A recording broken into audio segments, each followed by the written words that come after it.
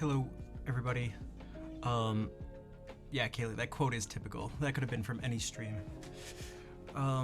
Tanya, Koala, Asamia, Vol.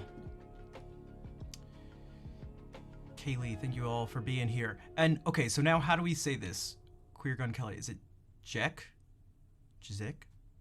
Jek? Thank you for the 4-month resub. Let me know how to say the new name. Jzek, okay. Jzek, thank you for the resub and to future support for the stream. I still want. Why wouldn't I? Okay, I'm not like the other people. I don't. I'm not dumb.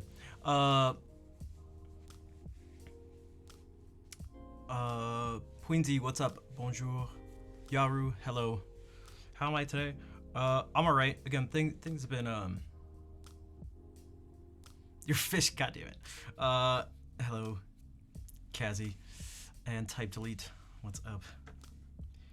Yeah, I you know, as most of you know, I've been struggling with a lot of stuff recently, in particular the past few months. So I'm trying to just do whatever I can to make things work. And it's a lot of putting effort in working on things without seeing things that even if they go perfectly well, I won't be able to see any results until a little while. You know, depending on the thing, it's going to be different amounts of time. It's been the worst months of your life, really? Orifice, hello, bonsoir. So, you know, I'm doing things to try to improve my playing, improve the stream, improve my living situation, improve my health, do things for school and all that. And none of it, any of the things that do produce immediate effects, they're very small. Things like getting back into regularly exercising, taking a slightly different approach to the guitar recently, which that's something I was gonna mention because it was just sort of interesting to me. But you know, the school stuff, it won't even if everything goes perfectly, I won't even start until the fall. There's just all sorts of stuff. They just came today and we're working on. I got woken up really early. I got woken up on 7:30 as they started to do demolition on the kitchen. So things are gonna get even crazier somehow. Also, it was so loud just the entire day. It was just saws and hammers, and it was. So, you know, people have mentioned it kind of the past couple streams, and I'm not really sure what to do because it's like, if I do talk about it, people are like, you know, people tend to not want to be around negativity, understandably so. But it tends to affect me, so even if I don't say anything, people kind of still notice it, so they're like, oh, are you okay? Well, it's like, oh man, if I talk, I'm doomed if I do, I'm doomed if I don't when it comes to addressing this stuff. So it's difficult. I'm trying to just do my best. Listening for the joy of music stuff. Yeah, it's gonna be I'm gonna take a slightly different approach. We'll see what. The general thing is, I'm gonna see if I can actually be less instructive.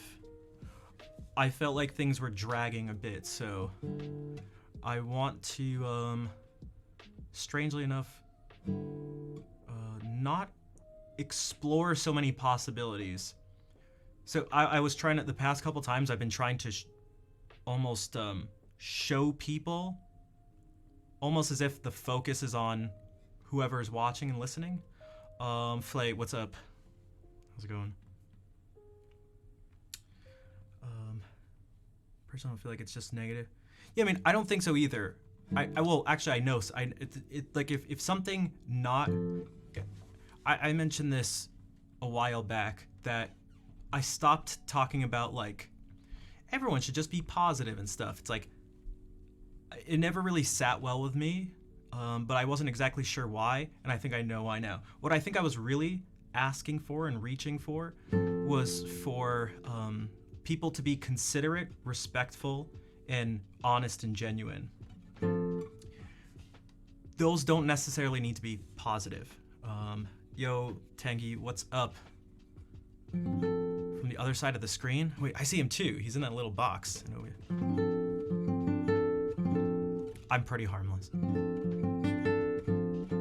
Yeah, so it's like if something's, you know, if things aren't going well in your life, maybe a whole bunch of things, I don't want you to come in here and feel like you need to be like, hey, what's up? Everything. Don't you guys just love life? It's like, yo, all right. I mean, hey, if that's how you feel, again, that's cool. But if you don't, I don't want people to feel like they have to do that.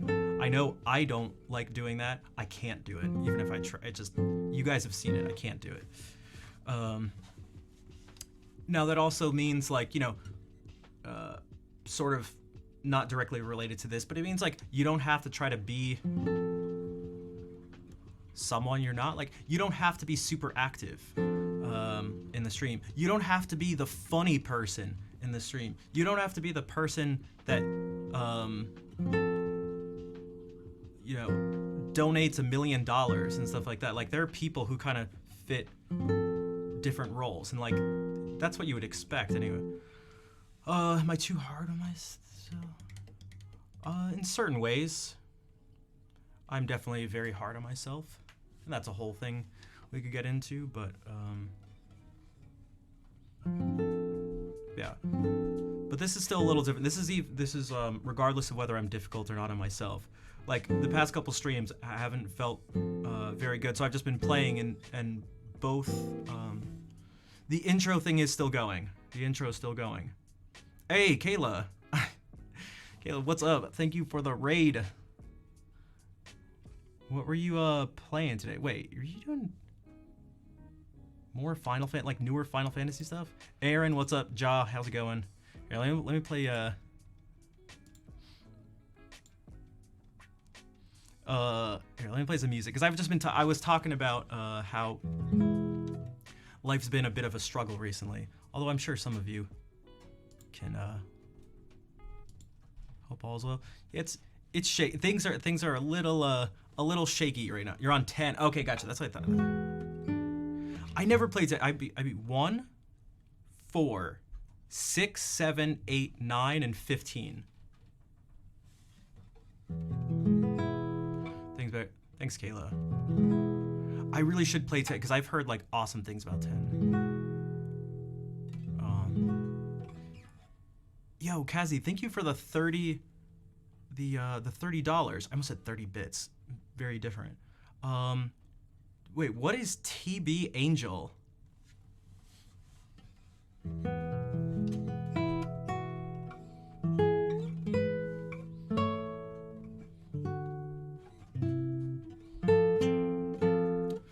Salut, Brox. How's it going? What is TB Angel?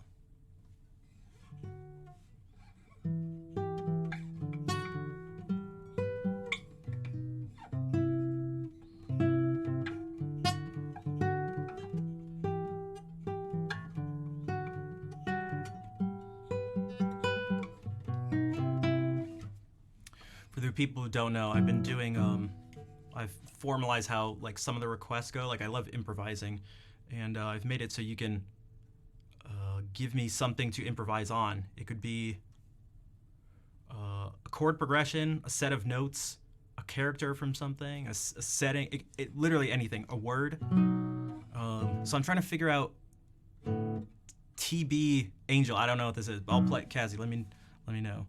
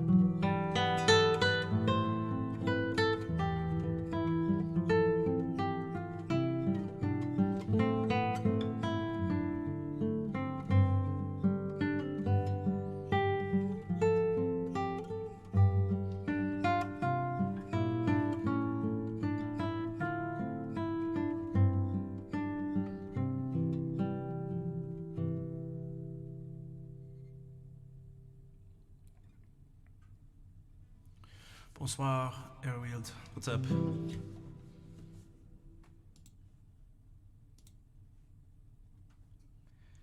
Dude, I feel like people don't use the BTTV and 7TV emotes and stuff as much as they should, so thank you, Joe.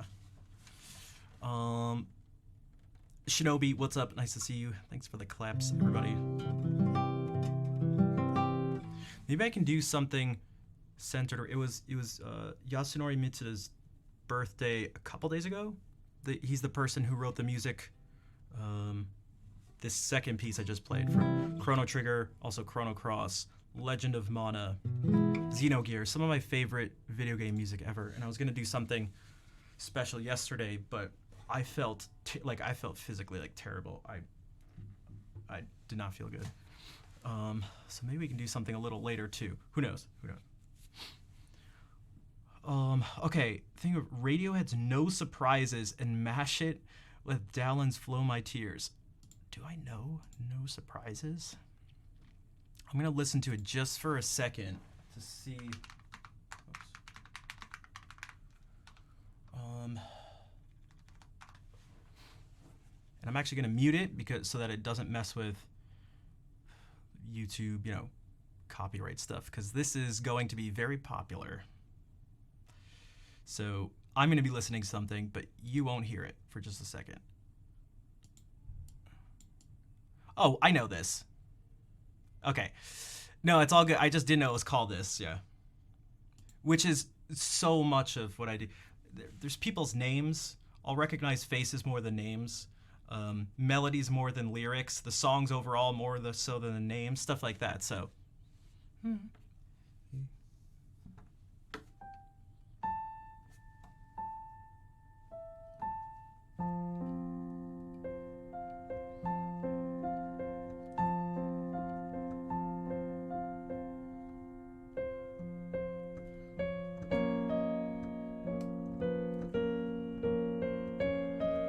Except how does it actually, one second.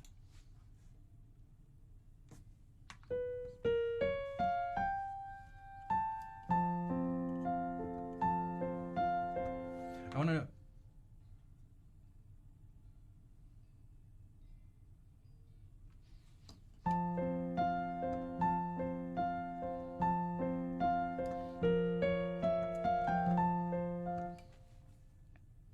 Except it's like slightly flat, but you guys can hear. Thanks, Night Night.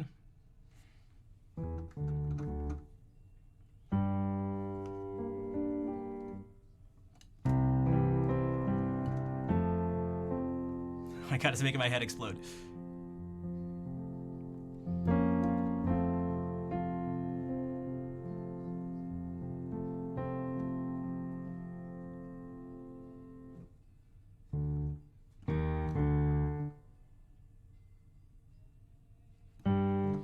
Okay, so it basically goes like,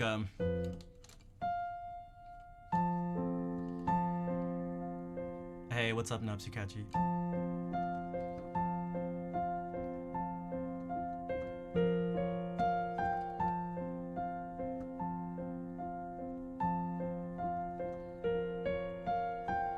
Then I can...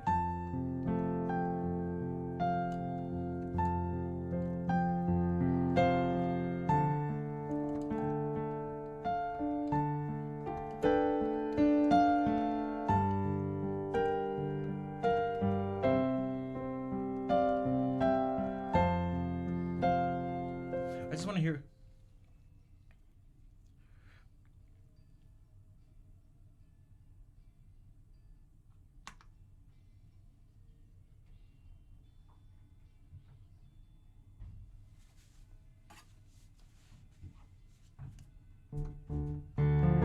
Oh, it actually does this.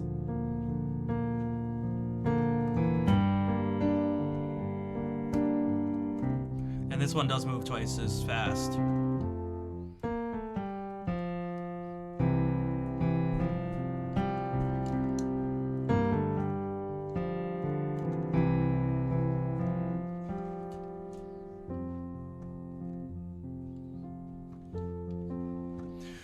Okay, so it's obviously not the song, and Kazi even said, mix it up somehow with with a Dallin piece saying "Flow my tears for those who know that's this English Renaissance, lute and voice music. So there's a couple ways you could go about it. They could no pressure. I mean, hey, I asked for it. Maybe I can split it up into two different things. We'll try it two different ways. So first we'll try something with the keyboard where I'll try to sort of have the accompaniment, I don't know, maybe kind of sound like, I don't know. We'll see. I'm going to do a little experimenting. We'll see what happens. Brought to you by Keysight.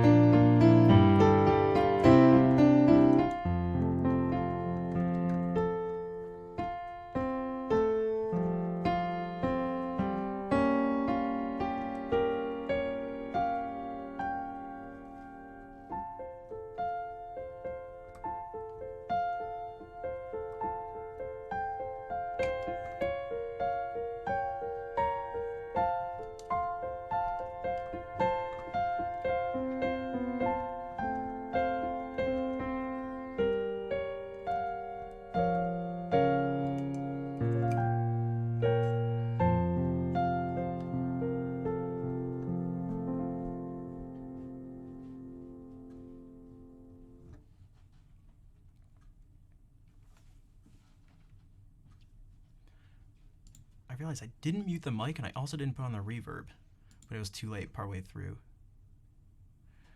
I wonder, oh man.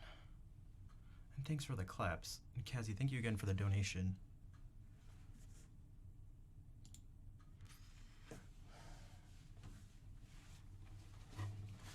So, it brings up something interesting about this stuff, which is, if you're to try to do something in a totally different style, you have to think about what parts are able to be, like what parts translate well.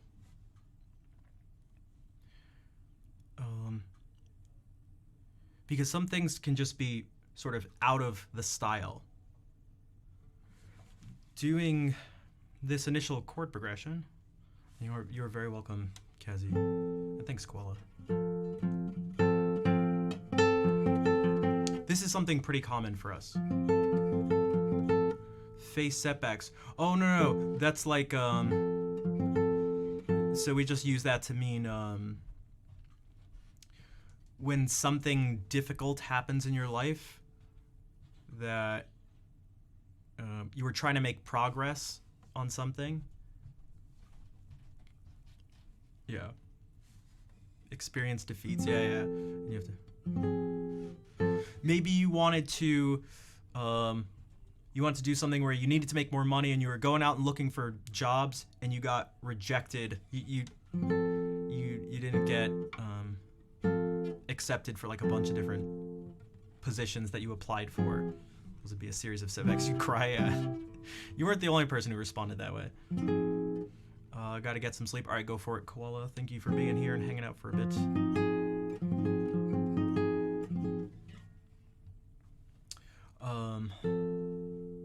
Et merci, Brooks.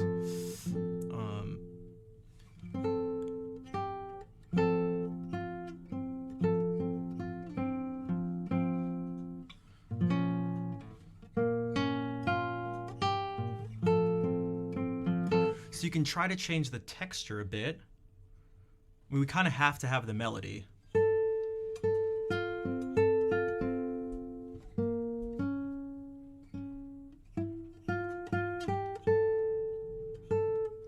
But some of the things that can make it, I tried to do a little bit of the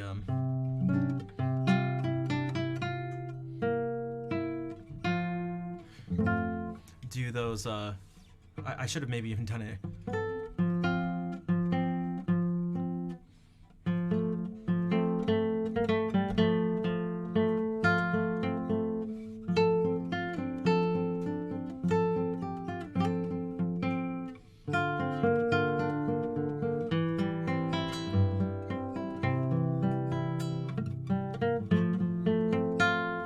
To me, it sounded more sort of Baroque than Renaissance-like, but that's tough. Hey, Brian, what's up? How's it going? But you also said "Flow My Tears," which I should have done. What if I try to do it like this? 1 second. I have an idea. Also, "Flow My Tears" and this are in two different tonalities. Like one's major and one's minor, but that doesn't mean there's a couple. You could go like.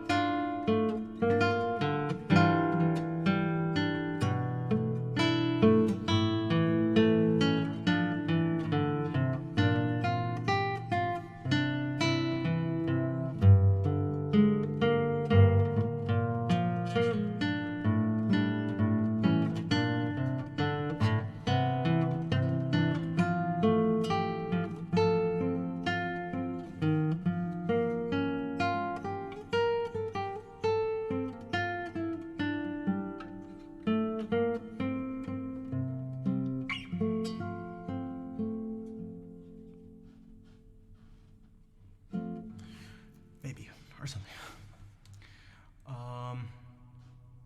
What's up, Kira? How are you doing?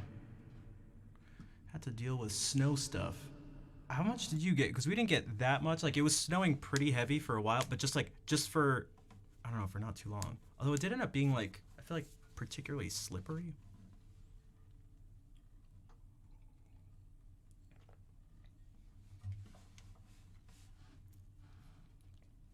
Man, that is quite the mental exercise to try to, because I'm like trying to hold two songs in my mind at once. So I do this, so I think, okay, like F major and go like, but then I'm thinking of Flow My Tears, which is like specifically, oh, it should be.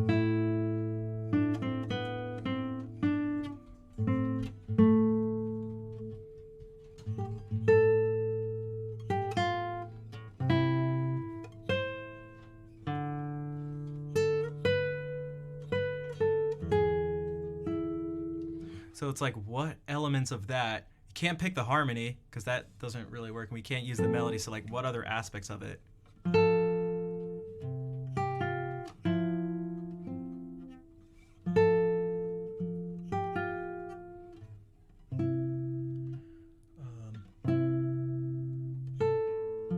You could try to use the rhythms. That should be able to translate relatively well. But that was my best attempt at Flow My Tears by John Dallin mixed with No Surprises by Radiohead.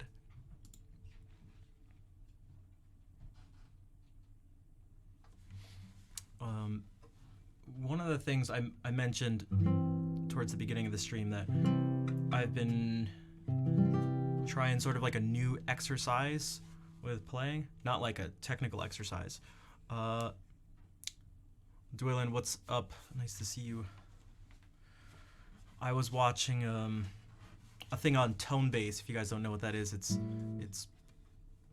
becoming more and more popular. With like, it's a website, but also they've been putting out stuff on YouTube, which is like instructional things for musicians. But they had someone named Marco Tamayo, who's amazing, by the way. Probably got 6 inches of non. Oh damn. Okay, yeah. So you. Oh wow. Much more than us. Okay, that makes sense. He was talking about technique on this because the thing was like about virtuosity, essentially, and his thing was about. I mean, he obviously talked about a lot of different things. It was over an hour long, but there is the idea of playing things easily, and that things should be easy. But in one part, more specifically, he talked about how he doesn't like warming up, and what he'd rather do is that, I mean, one of his things he kind of said, he was like, whenever it's like, if you practice with warm hands, you know, I talk about this all the time, like, you know, having my hands be cold and stuff.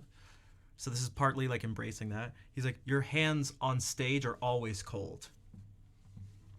Now they may not always actually be like really cold, but it's like kind of like that. So it's like, okay. And I promise you, I don't think he's actually advocating for the lack of warming up and stretching and exercising and stuff, but it's kind of like this. I can actually like act it out right now because my hands, especially this one, is like, it's really cold.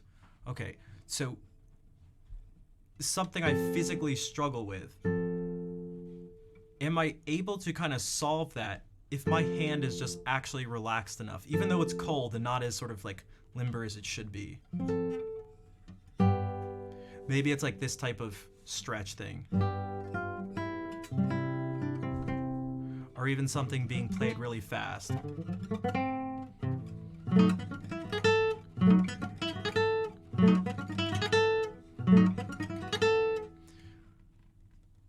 His idea, or at least what he tries to strive for, is to build his technique around being able to play things so effortlessly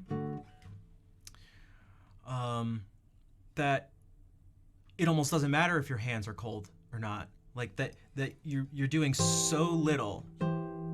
There's so little being done with your hands, and everything from the actual fingerings that you pick to the way you do them, is that it's all just as like effortless as possible. Yo, what's up, Blackberry? Hands are always cold and tight, and your torso and face are always hot on stage. Yeah, and that's how I feel streaming too. That's how I feel streaming too. So that's why most of the time I'm sweating, yet my hands are really cold. So I've been trying to sort of embrace that and be like, okay, my hands are really cold. How can I play? How can I like hold the guitar, approach playing with cold hands? Because it partly almost becomes this exercise in a lack of tension.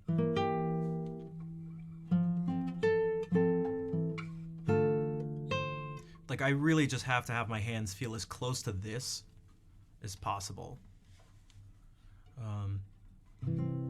So that's kind of what I've been trying to do here.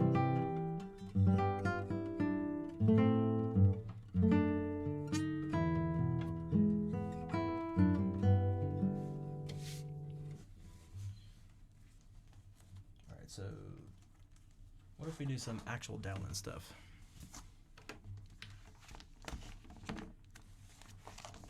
He also kind of led into it too. I can't remember the order of the stuff, but it was tied into also preventing injuries and stuff like that. So, in terms of playing efficiently, avoiding injuries, maximizing speed, and even like flexibility and all this stuff, like it's all gonna happen best when there's the least amount of tension in your hands. So I've been trying to make that the constant ultimate focus of everything I'm doing with the guitar right now, because it's something I did before, but not to this extreme degree. This is like super extreme. Like I've thought about, so like economy of motion and stuff like that. I've been trying to figure out different fingerings for this new piece that'll work. It's like I'm trying to make sure the whole time that my hand is as close to almost feeling like I'm just actually doing nothing all the time.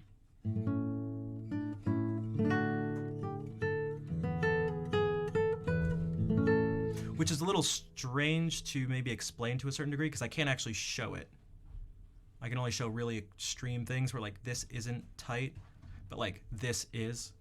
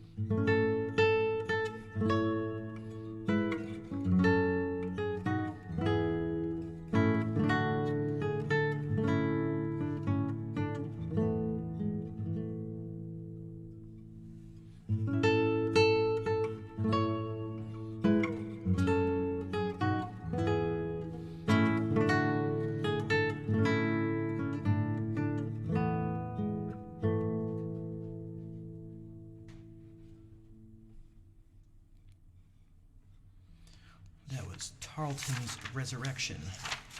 Oh, we haven't done this one in a little bit.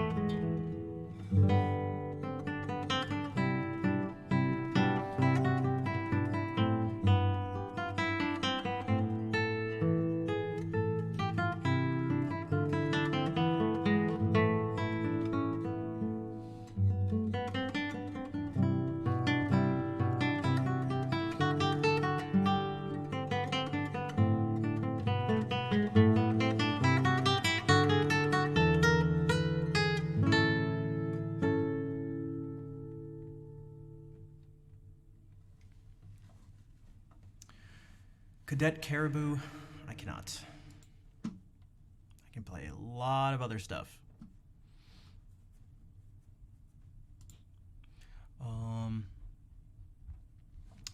Lucy, what's up? Yeah, this is definitely one that, this question I think some people are struggling with, including myself. I didn't mean to have it be the same question of the day as last time, but a slow version, I cannot do that either. So I don't do, if you want to specifically request something, hey, Alan, thanks. Exactly, yeah. I do a lot of other stuff, but that is not my... Well, I recently changed it from no request to just having requests, but like with a whole bunch of restrictions. Because I was like, I guess it can't really hurt if we restrict things in that way, right? So...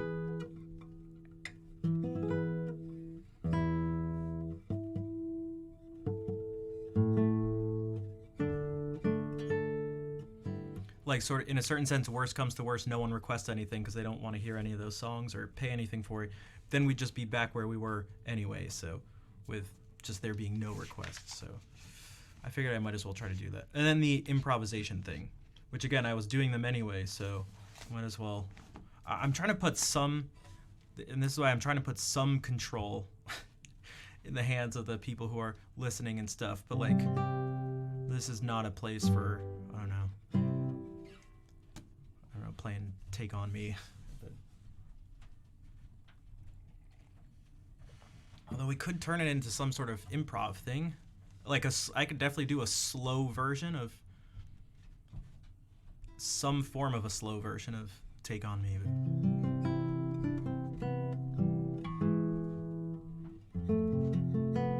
Alright, I haven't looked at this in a bit, so I should probably look at it again because it's gonna be a little janky.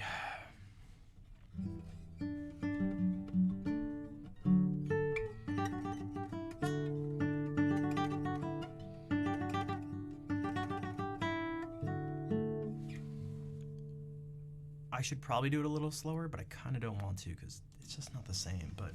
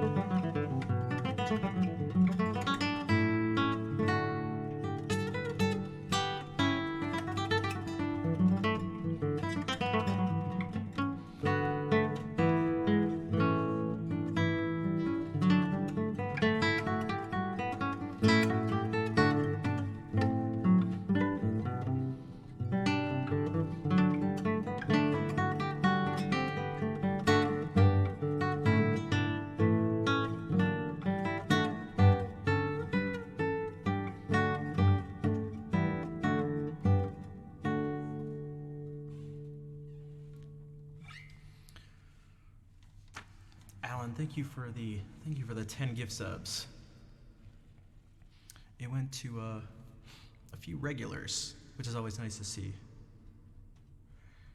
If you can play it fast, you can play it slow. Well, we all know if you can play it slow, you can play it fast. As our Flight of the Bumblebee friend all taught us. Thanks for the claps. Yeah, Alan, if there's a song actually from the list you'd like me to play, I can do that.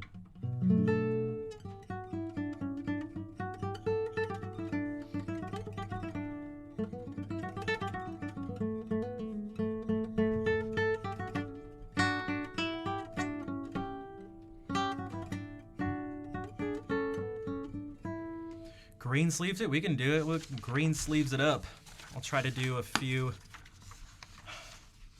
sort of variation things on it because it's one of those pieces that's so short. It's nice to just kind of do that with. And again, it's another fun little exercise. So let's see what happens. Green sleeves plus random improvisations. Which I say random, but I'm sure some of them are gonna slide into things I've done before. But we'll see.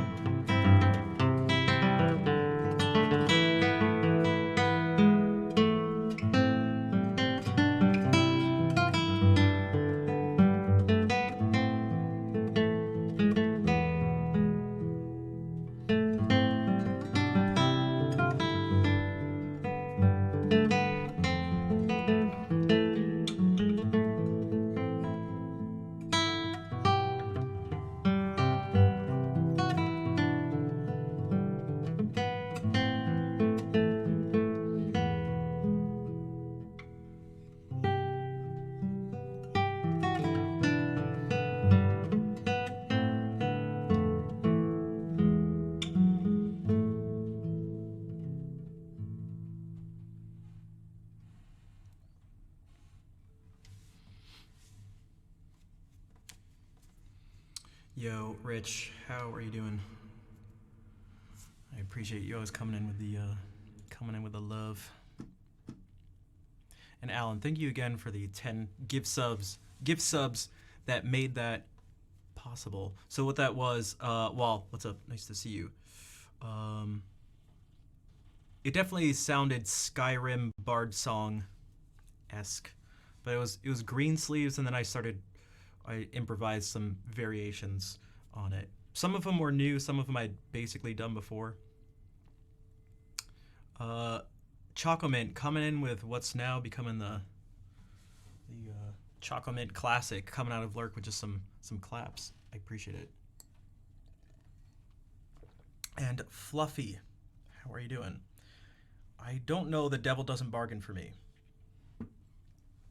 I am happy to hear, I guess, that you think I'm very good and capable of playing it, I guess. If you type !requests, it will give you some more information on possibly requesting stuff. Although I can tell you, it won't really be the devil doesn't bargain for me. Unless we turn it into like an improvisation request thing.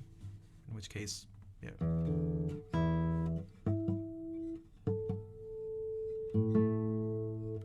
The Bannered Mare. Valoroid, what's up?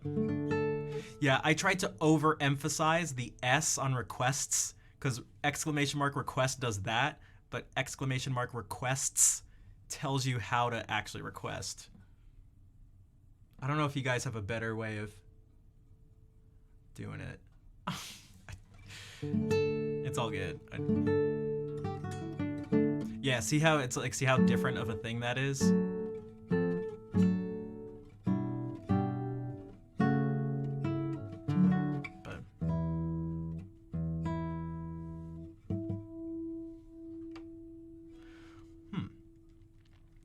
I mean I don't know if that works. The thing is, !request is like a default song list bot command to actually request a song. So I kind of don't want to mess around with it like that.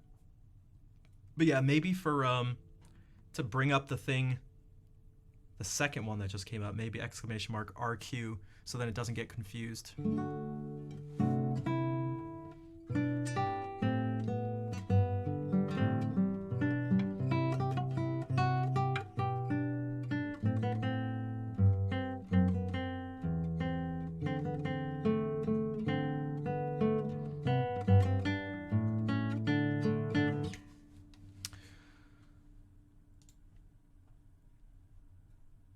We do a tiny bit of reading some Italian classical guitar music from the late 1700s, early 1800s. It might entice people.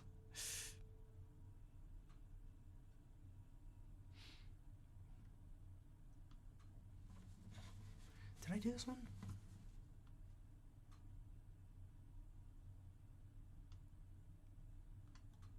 Which one of these did we do already? I feel like I don't remember doing this. Oh, because it somehow went to the very end of this collection? What? One second. We didn't do that one. We didn't do that one. Didn't do that one. This is the last one we did. Okay. Instead of this one, it's getting so complicated. It's getting so confusing. Instead of exclamation. Well, the one for that, the reason I didn't want to change that, not that I couldn't, but it's just that seems to be, that again, songless bot, which everyone uses, who does request, that's,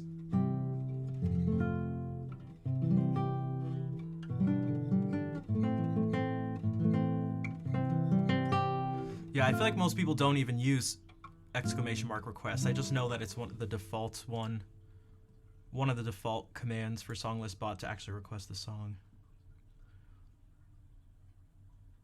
Like, I think if you...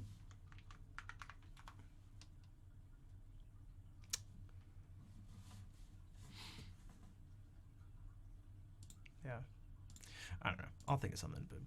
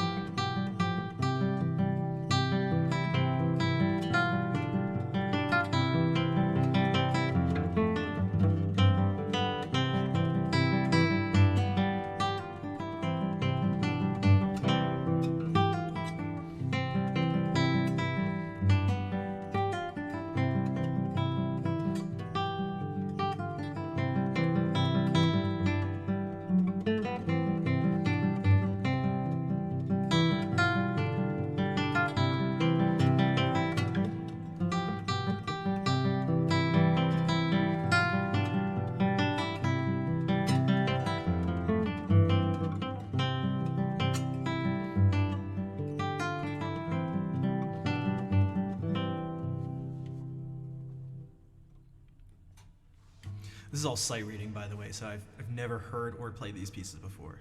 Oh, G minor. Okay, interesting. Okay.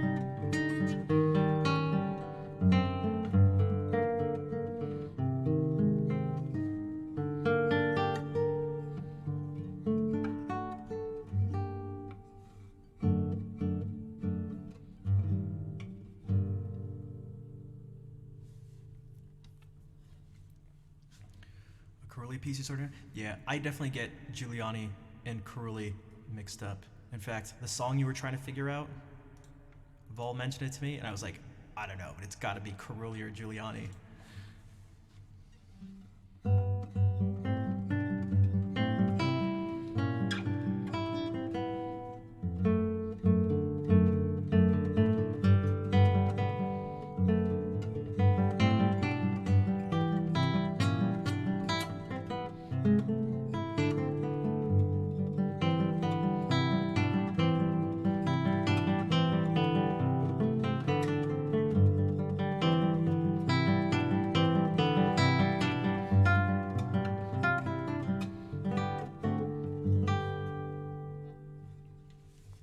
Targa Etude in E minor. I believe so, if I know the one you're talking about. Skillet music. And welcome in. If you do, exclamation mark requests. It'll let you know how to do it. And I'm smirking because we struggled with that command just a few minutes ago.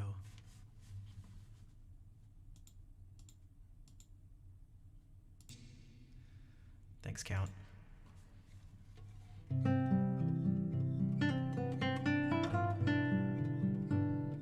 Wait a second.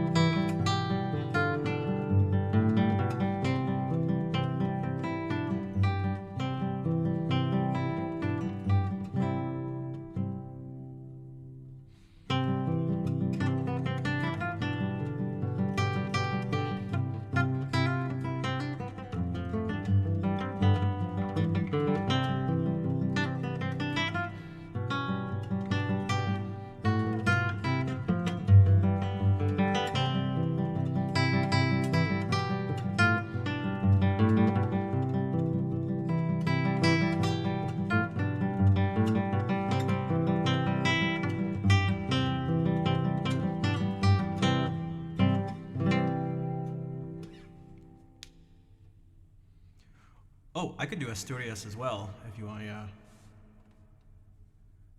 It does require something, either a sub or $5 or 500 bits, which is the same amount.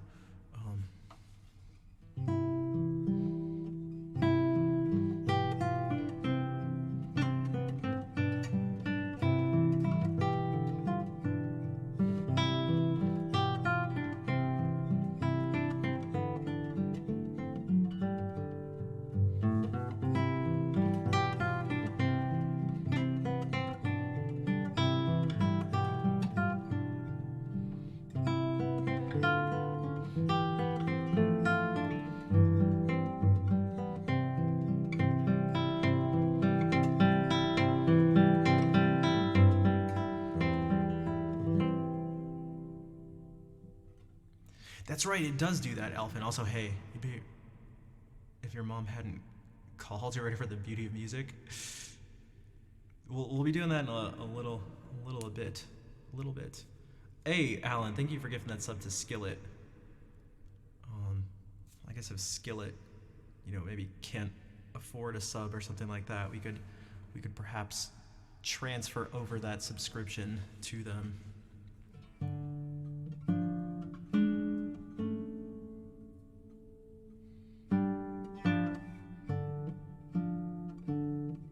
Wait, that's a song? Wait, what's a song?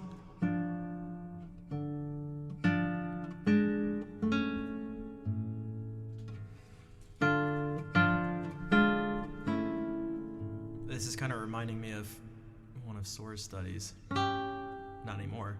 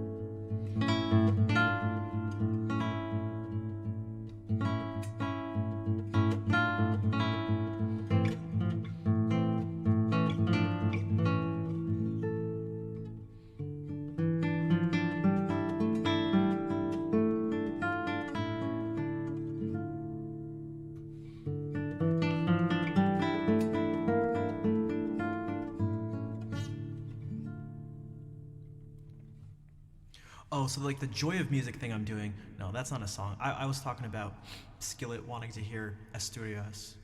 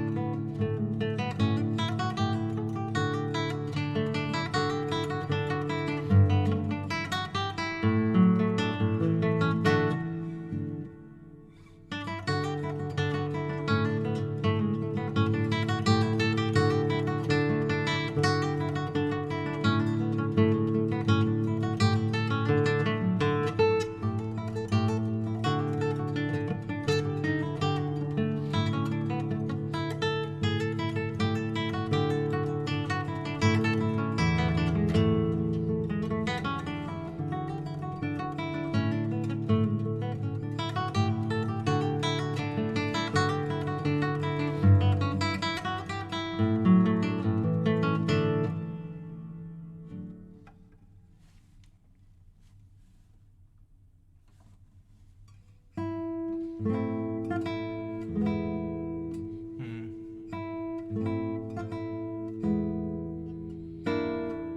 Oops. But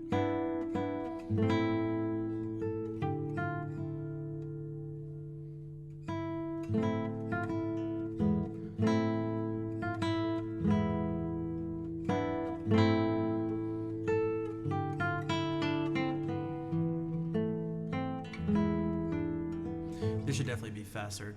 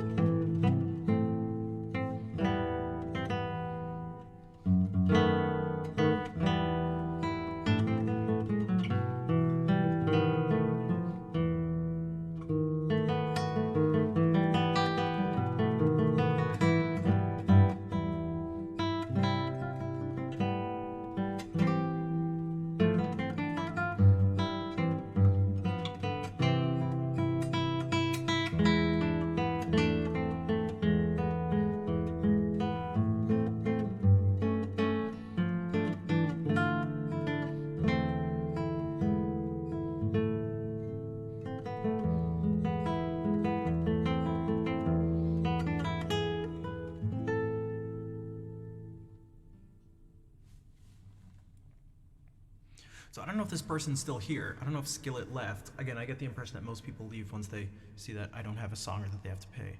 But I can maybe just, because Alan gifted them a sub, maybe I can just play the first thing they asked for.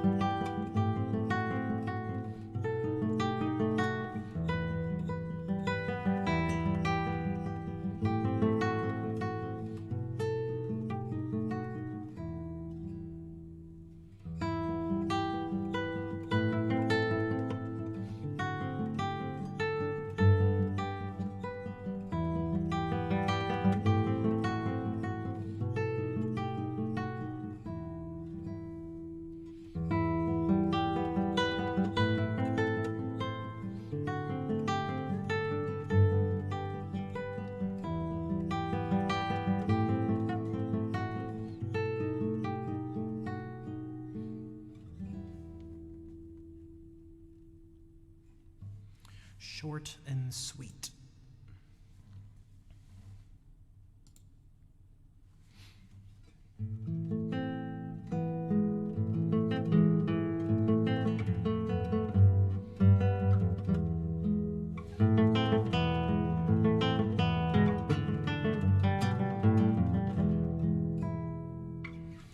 See you next time, fellow Night Owls. Take care, Kazi. Thank you for being here. Thank you for the donation earlier and for the gifted sub to Alan. I do appreciate it. And for the preemptive hearts. I want to do this too. I want to play these each stream.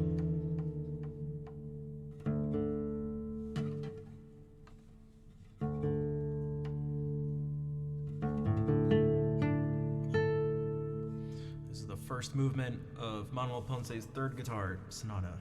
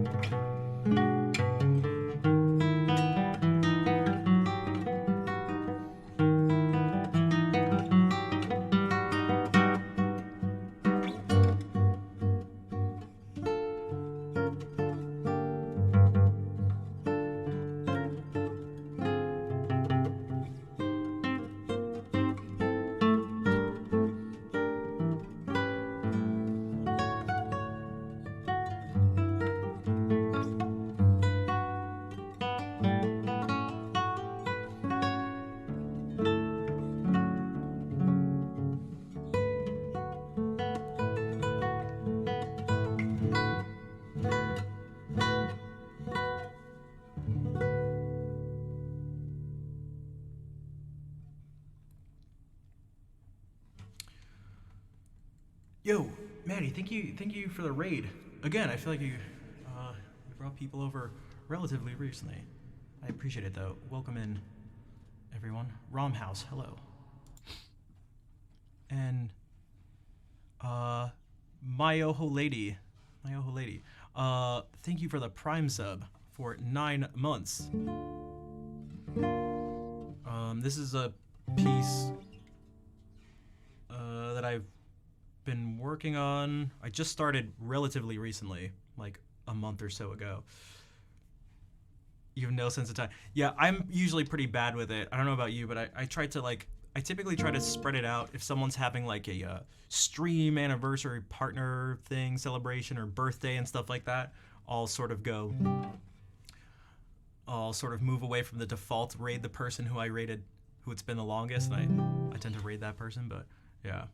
I struggle. As anyone who watches me, when I find someone to raid, I struggle, because I'm also following like a billion people.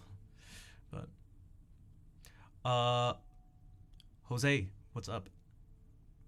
And Lamer, what's up? Thanks for the claps. Do I know the Roland EX50? I don't. I'm afraid I can't help in that sense. I am not a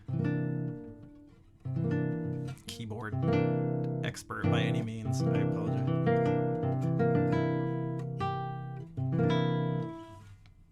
Also, Kira said almost fairy fountain sometimes. Yeah, there's I'm trying to think of maybe sometimes these parts like.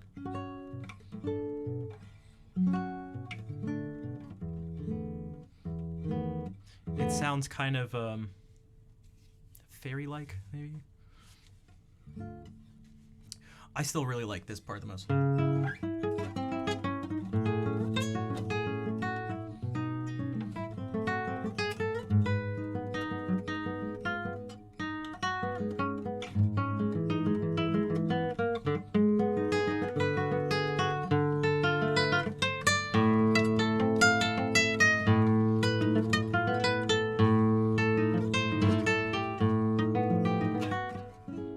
Like this part. Sounds pretty, like it's pretty intense there. It makes you want to work on guitar. Well, I'm glad I could, I like having that effect. Because sometimes people are like, dude, like, I should just quit playing altogether. It's like, uh-oh, that's not good. And Vol, thank you for gifting a sub to Dresdy. And Dresdy, thank you again for the raid.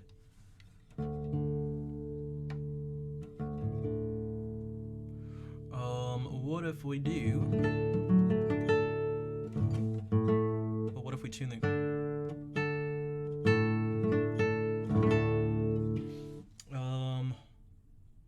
Oh, the other ones I should do. Because I'm getting ready for an audition in a month. A little less than a month, so... Streaming provides a good opportunity for essentially performance, like, practice.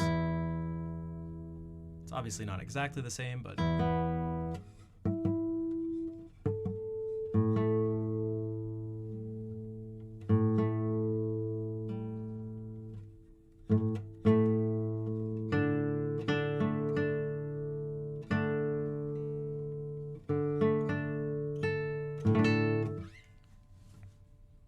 Alright, some Bach. Ugh.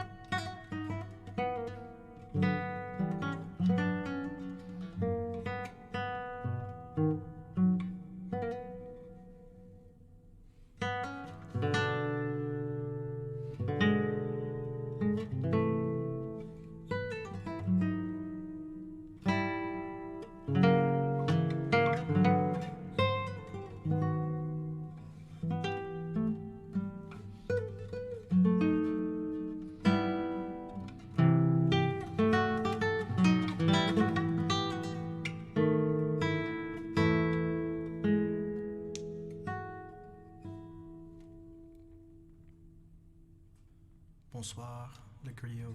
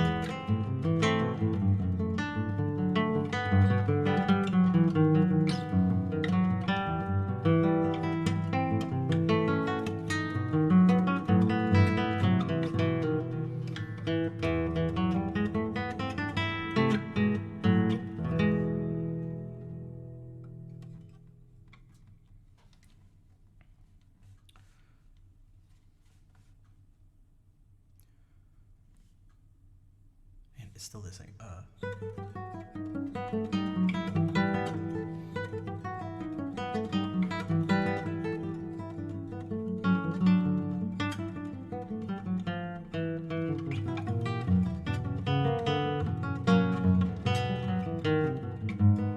This part's tricky. For those who weren't there, I mentioned last stream that I changed around some fingerings in this, and this part's a tiny bit tricky.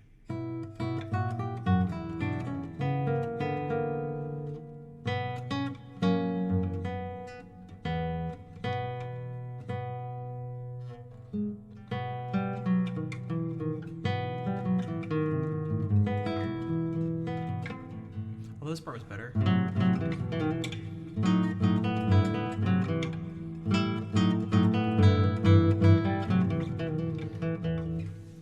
Thanks for the claps. Also, I'm trying to figure out what this name is. Govno? For Ilovic? For love? Hey, Ilovic. Hey, Ilovic. Elove? Govno, what's up?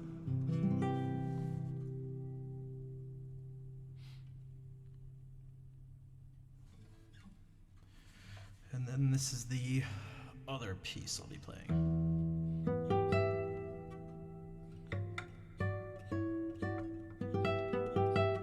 Hey, what's up, Jeff?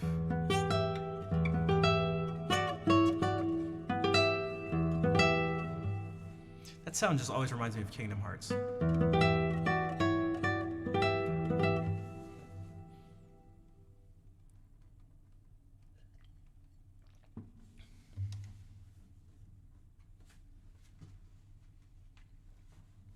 You're welcome, Tanya. Thank you for being here. I will see you later.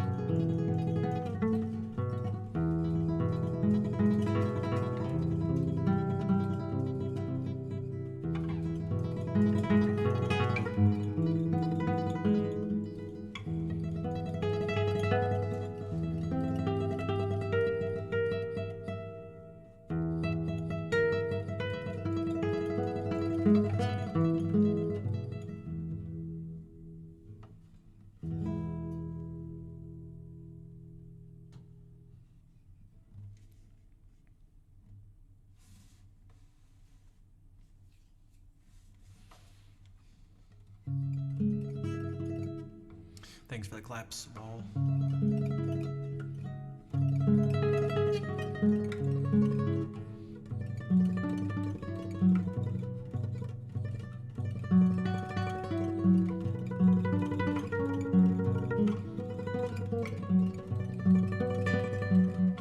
This part's a little tricky. It's easy to get tense, and this is one part where it's not just moving between a bunch of chords, like every measure.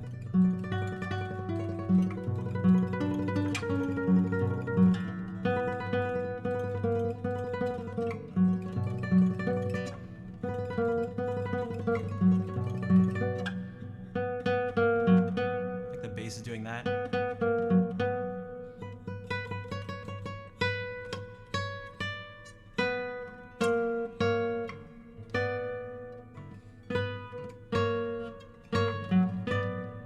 Which just on its own is like very Baroque. But even though this piece is not from then.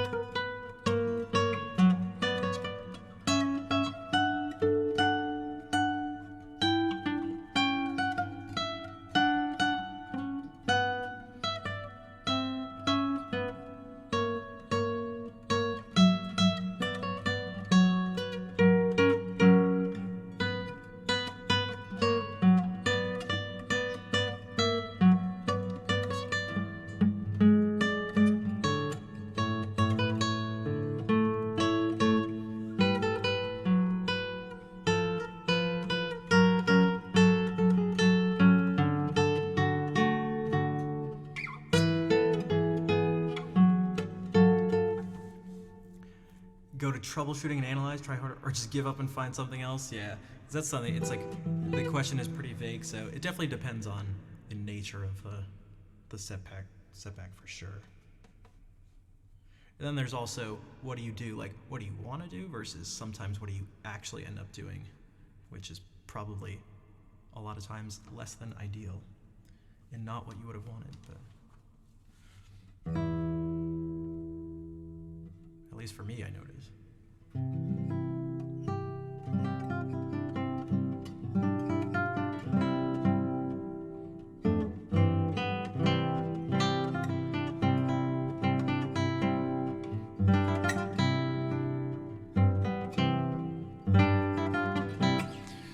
audition February 18th.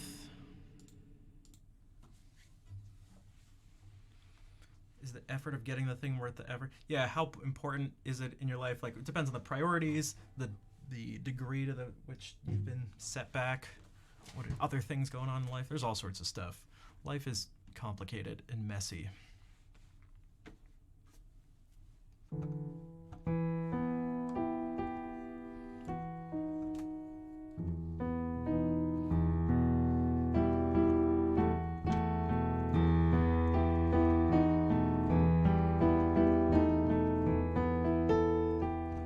Do I have the repertoire? Yeah, I do. That's what I just played. That piece I'll be playing. One or two movements from Bach's first Lute Suite, and what's it called? The first movement, the one I've learned most recently, the first movement of Manuel Ponce's third guitar sonata.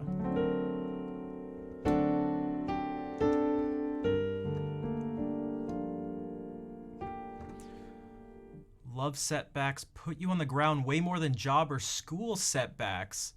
Interesting. That definitely makes sense. Interesting to separate it like that, yeah.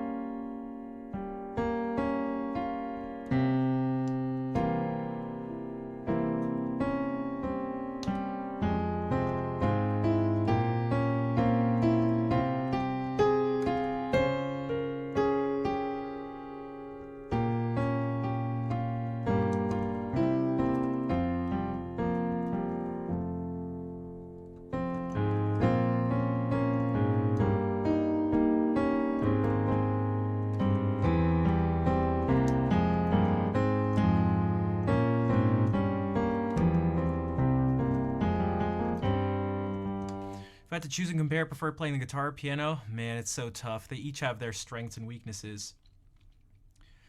The ability to play so many notes at once, even without the pedal, like this isn't even with the, like, just,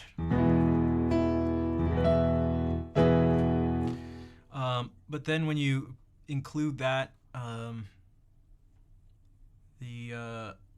then the ease of use of, okay, the adaptability of keyboards is amazing. So like MIDI stuff, it's like, what's the easiest MIDI thing to use? Like a keyboard.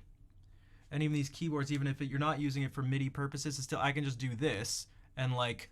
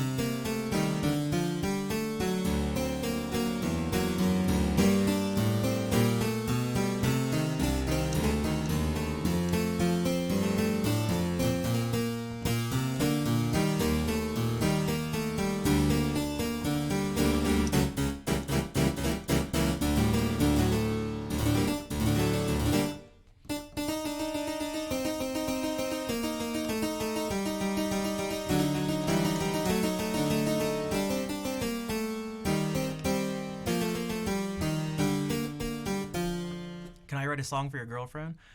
I'm not gonna write you a love song. Sorry, I had. Reflect. What's up? I'm not sure I can. Also, I've never taken that sort of request before. I mean, I could sort of. What I was just about to do, because it's been about a couple hours, I was about to switch to joy of music mode, sort of composing analysis mode. And that would definitely be something to think about. What a voice. Oh, thank you. I'm not gonna write you a love song. Because I have to.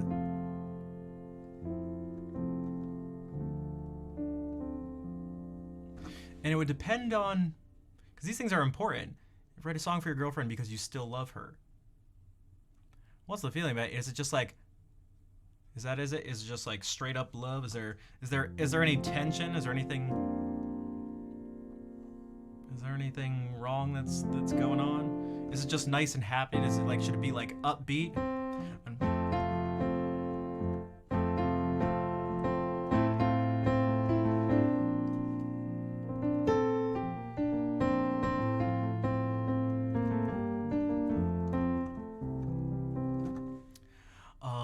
The benefits of the guitar. Oh yeah, I didn't get to that. Oh man, the benefits of the guitar. It's very portable. And even if it's not portable, a lot of people have them. Also reflex. I'll get back to that in just a second. But the guitar, you can do this.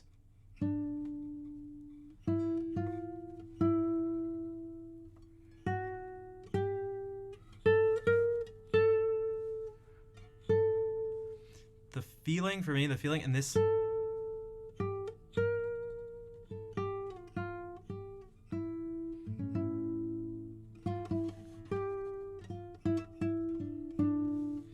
It's man, it just has something different going on. The sound,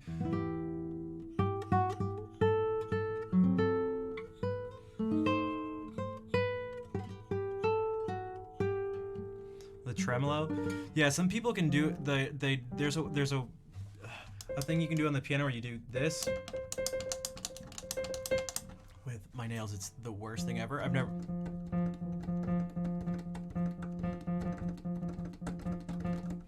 So you can do that and get that sort of effect, but again, it's not the same. Also, the instant, almost nothing else quite has this, and that is the instant ability to change tone and like the wide range of tone and articulation things.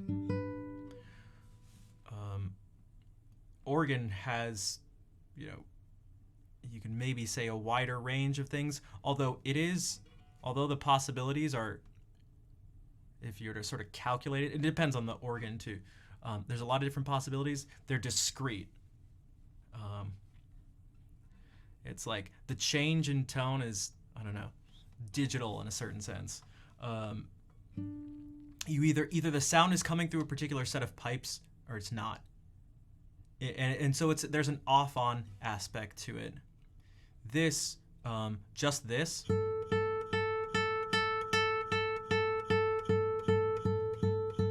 There's sort of an infinite number of angles my finger could be at and places on this string.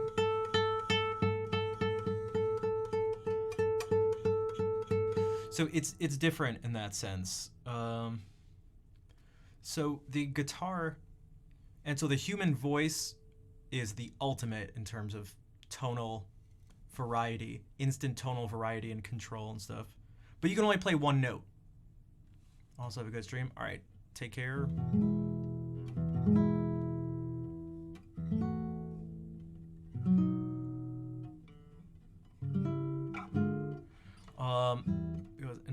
If you are not a good musician, you need to bring your own instrument. But if you're good, the people who want to hear you perform provide you with an instrument.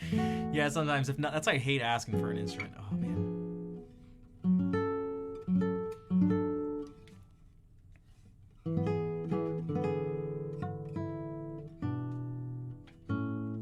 Because sometimes it's not even just about are you good or bad. It's like, are you going to play stuff that people want to hear? Which that's a whole other tangent. But okay, so you have like, all right, you can't play as many notes on the guitar as you can on like keyboard instruments. But then the violin, I mean, that has serious sustain and expressive and tonal abilities, but it's not quite contrapuntal in the same way a guitar is.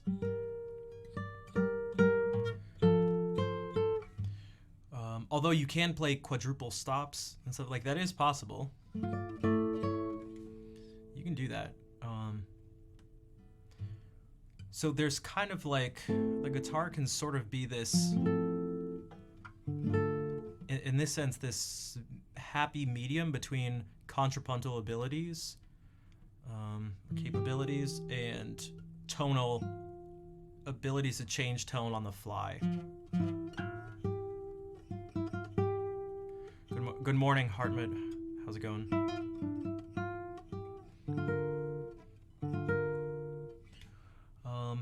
And so there's like that aspect to it in terms of like the instrument's capabilities, strengths, and weaknesses. But then there is just like, you can't do this. You really can't do like I can do this. I can go like.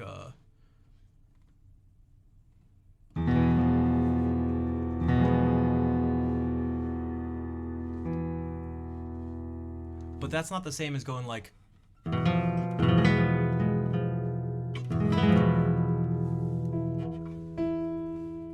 It's not the same.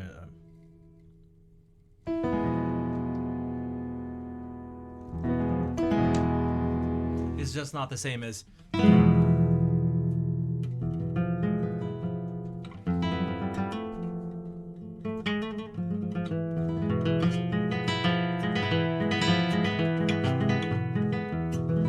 So there's something in general about plucked strings that is always, whether it's the, somewhat along this like Western tradition of like the, Jesus Christ.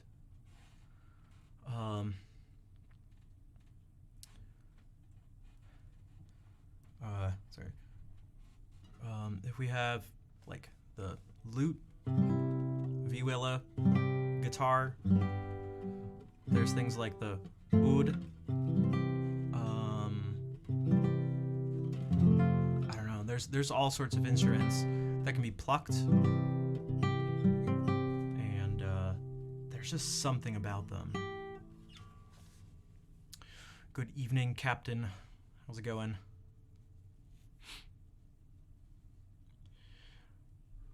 Yeah. So there's it's. But it has setbacks. It has setbacks. It has they each have pros and cons and stuff. So Mojo is back and it's things. Hey, yeah, man, the Mojo is so tough. That's so tough. And I'm glad to hear that, Brox, because everybody deals with that. You may not think it, and maybe there are some rare people, but basically everyone deals with issues of motivation and stuff like that when it comes to playing an instrument. That's just like how it goes, and not just with music and playing an instrument, but that's what we're talking about here. Like even people who are at the top of the top, like it's difficult to do this stuff, and it's so being able to find inspiration is super important.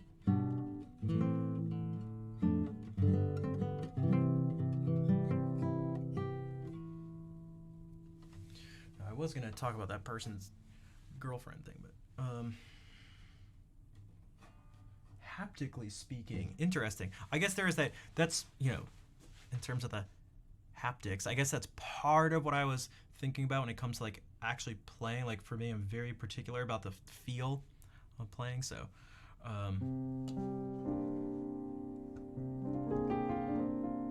More direct feel and control. I mean, yeah, your hands are directly in contact with every part of the thing that's making a sound. Like, it doesn't get much more intimate than that when it comes to an instrument.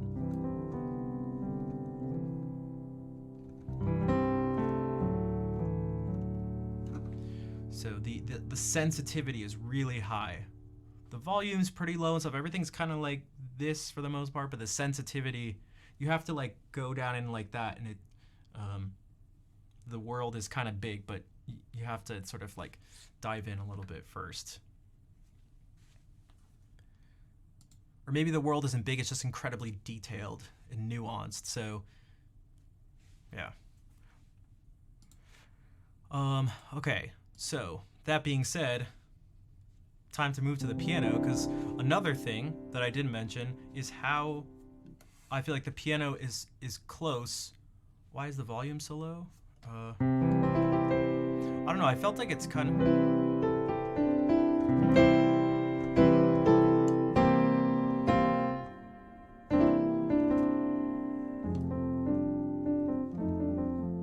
Oh, the guitar volume in general? It's plucked, for one. the body and stuff isn't very big either. There's just some physics that gets in the way. It's just not very loud.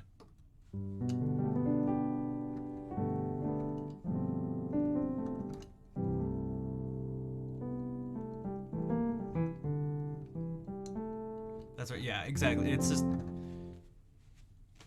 you can only do so much with it. But the thing I was going to say that though, in terms of conceptualizing music and stuff, this is another reason why I like to use the piano for what I'm about to do. Is that to me, it's the closest thing to, if we take the sort of abstract thing that is music and we try to turn it into something tangible, this is pretty darn close to me. If you just took the keyboard and made it like this, so it's low to high, but you know, how are you gonna play like that? So this is what we see here. This is just like the distances are all almost perfectly preserved.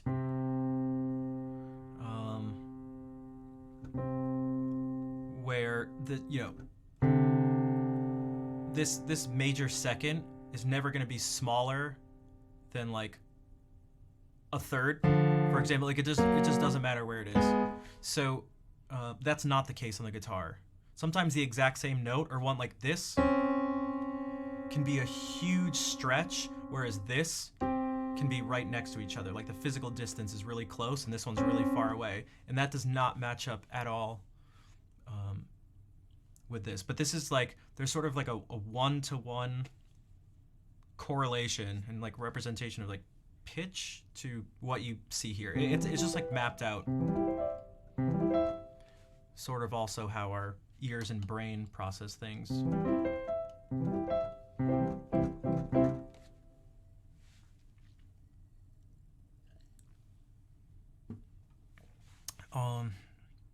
Yeah.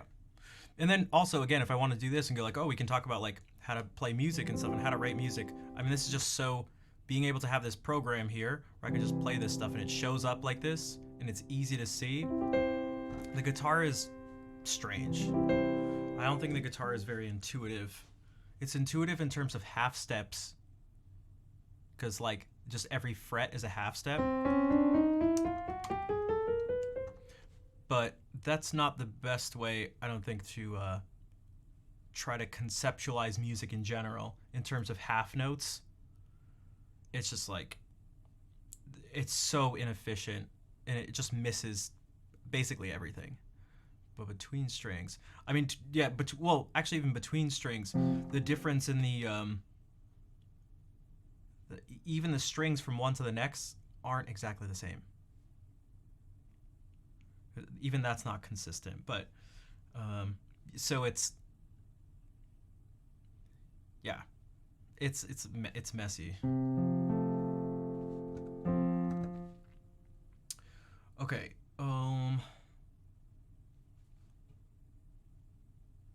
All right, so here's what I want to try to do. First, I'm going to change the title of the stream and stuff.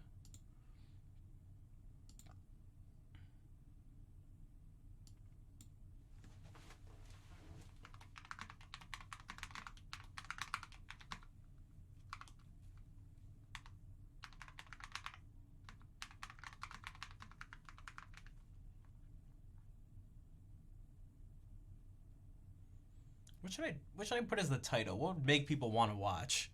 I can't think. I don't know what to do. If you don't click on this and watch and tell 10 people, you will never date your crush.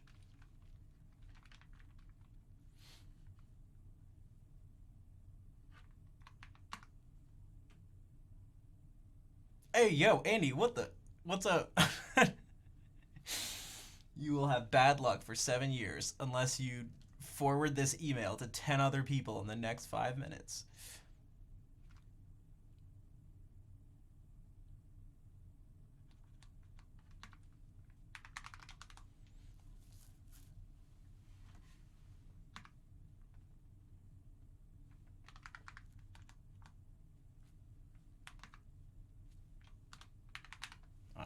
have to think of something else, but we're just gonna do this right now. Okay.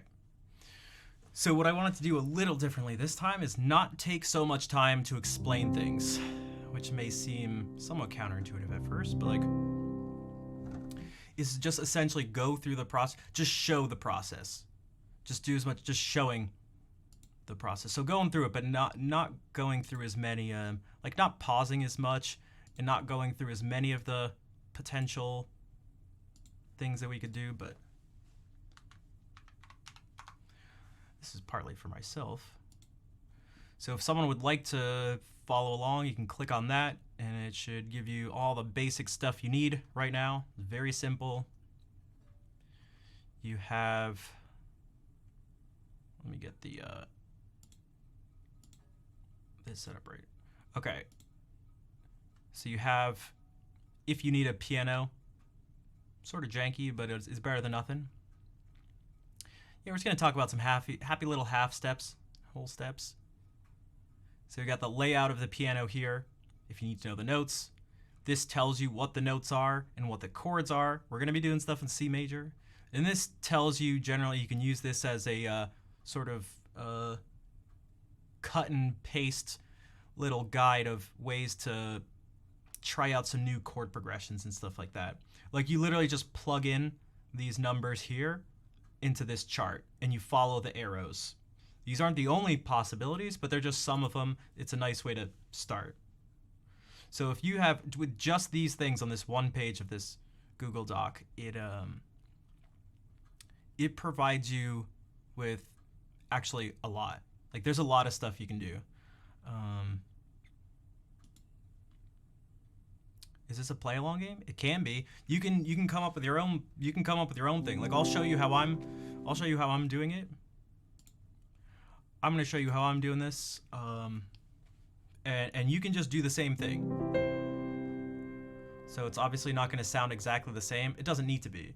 It doesn't need to sound exactly the same, and maybe it shouldn't. But here's what we're gonna do. We're playing in a particular key. What that means is we're using a set of 7 notes. And it repeats over. This happens to be C major. I have all the notes colored one color per note. So anytime you see an F, for example, here an F, it's red. Every A is purple. Every C is green. So you'll be able to use that as a reference too. But everything's just going to use these 7 notes and repeating up and down. Okay, so the thing we have here, how do we decide what notes we're going to use? Or what chords we're going to use? We're going to look at the notes we have. And all we're going to do, and this is like the key concept, the absolute just like core concept of all of this stuff, is that you're going to skip over notes. So what you're going to do is whatever note you start with, you're just going to skip over the next note. Play this one, skip over the next note, and play this one. Only worrying about the white keys. And with this pattern, starting on whatever note, we'll go skip over, skip over.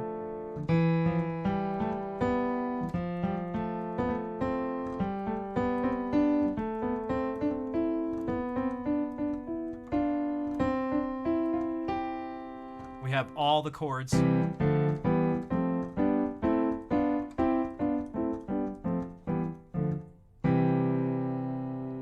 And this sort of becomes our palette for the time being. You know, you can move to all sorts of different places, but we'll keep it simple. But that's actually what this just sounds like. What I actually just played was this right here. I just put. That's what that is. Okay, so this becomes our sort of palette of colors we can choose. But like it's a good amount, and the way you arrange them is important too. So typically we can do something, we can start with 1. And you just assign C as 1 and just count up from there. 1, 2, 3, 4, 5, 6, 7. And we can just pick some numbers. You can kind of do it randomly. Ultimately, it's probably good to think about what, sort of like what you want to express. Someone mentioned having a hard time with a relationship they're in. So you can mess around with these chords and different aspects of playing music, and you can start to get some ideas of what combination of notes and chords and rhythms and stuff maybe elicits a particular feeling. So this person mentioned that maybe we can do something like this.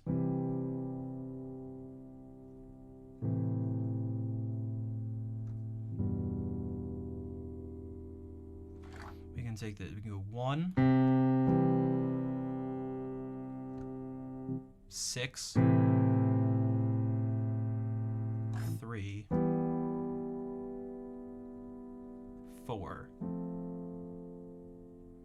And keeping it to just 4 chords like that in the beginning is pretty simple. So maybe you can do that.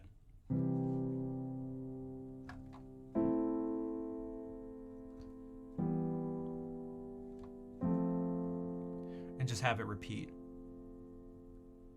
And you can start out just whatever notes you have here for each chord. These are just the 3 notes you use.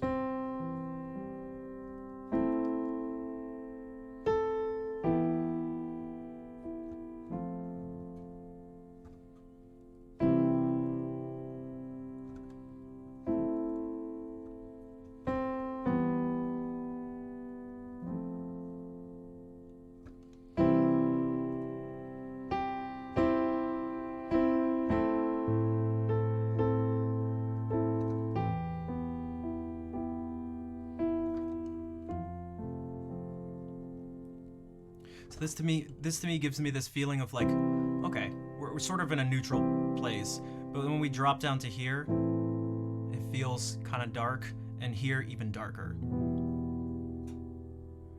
But then there's a slight lift after, and we reset.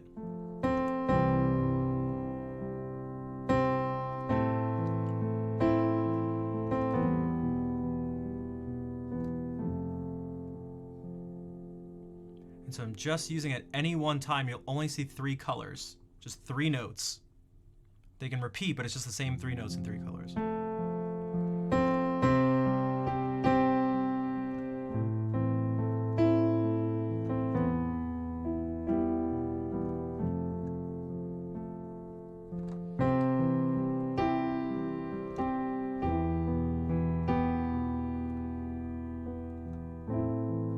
I cheated a little bit there.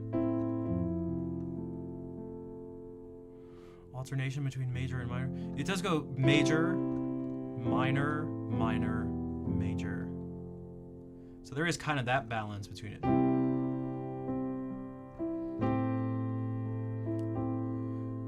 And so I'm throwing in this, and this probably doesn't sound off when I do this.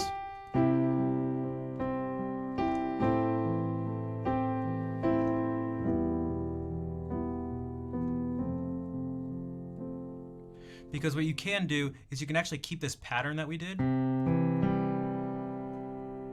You can actually keep that going and add some more notes to the chord. So these notes will also tend to fit along with it, especially if you're actually hearing them in the chord.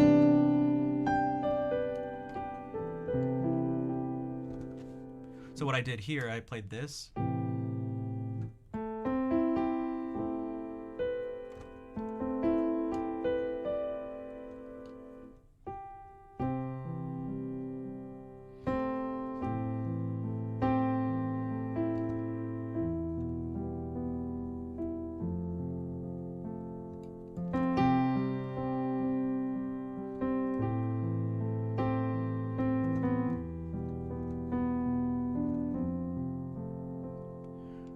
And I'm trying to hear the stuff in my head too, but also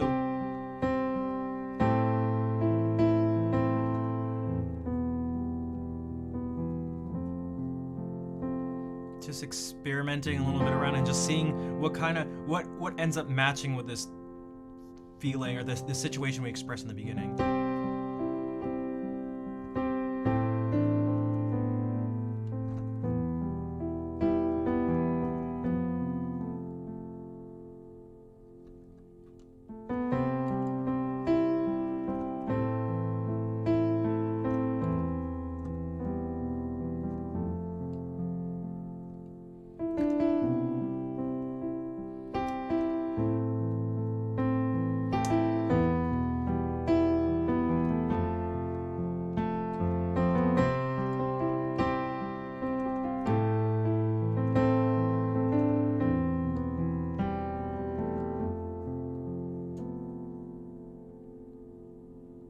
we can tag on a second thing here. We can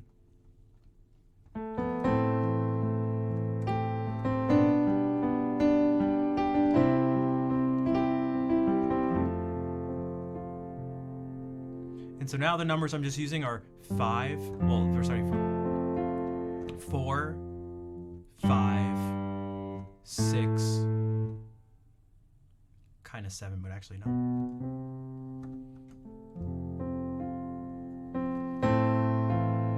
6, this is actually 5.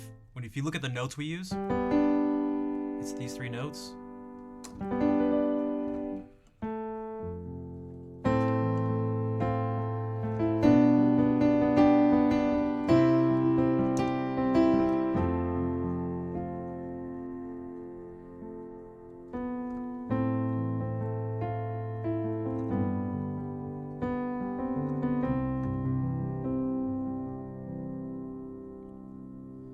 And by having this sort of fall down like this, our 6 chord to our 5 chord to our 1 chord, it can kind of then be a sort of comforting way to return back. So if I just do the numbers, we have 1, 6, 3, 4, 1, 6, 3, 4, 6, 5, 1, 4, 6, 5, 1.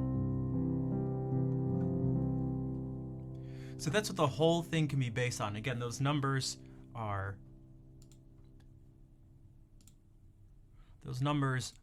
these numbers here, and whenever I said those numbers, it just corresponds to these 3 notes. So when I said 1, it means what you're basically playing are just these 3 notes. They can repeat. You can have more than one of them, but just these 3 for the most part. We had 6. We didn't even look at 7. We didn't look at 7 or 2. So this whole thing is made up of, it's like the typical 4-chord song. This is made up of, what, 5 chords? So the whole thing is based on 5 sets of just 3 notes at a time. So let's see if we can get a sort of melody going.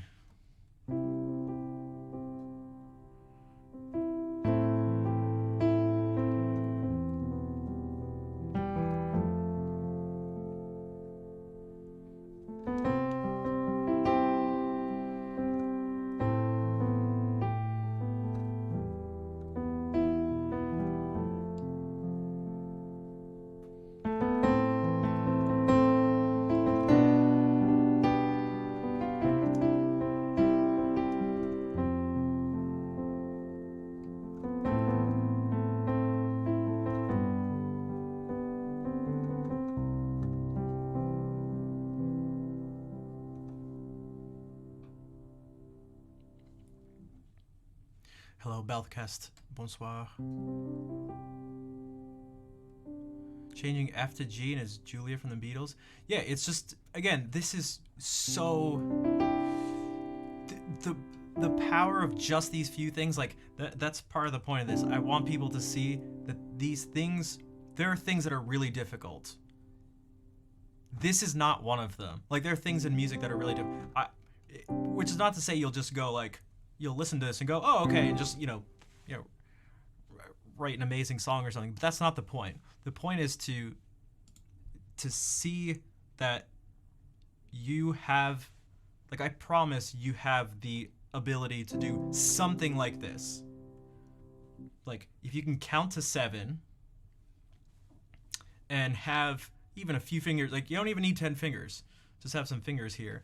Man, even if you had 1, you can kind of...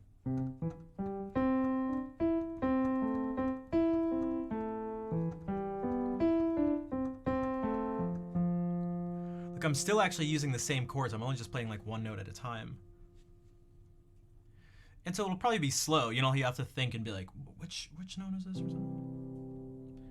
If you're using a program though online, you can just put it in and you don't even have to worry about what your fingers are doing. But you can just start it like this.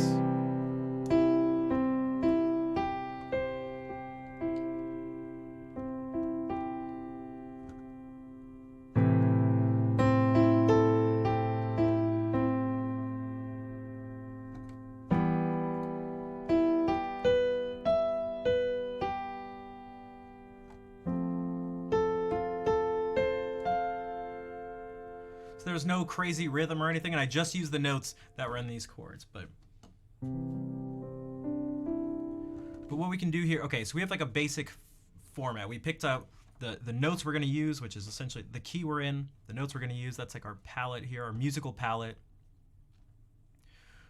From that, we found out which 7 chords we have available. That repeats. I just chose these because I thought it would fit the mood. And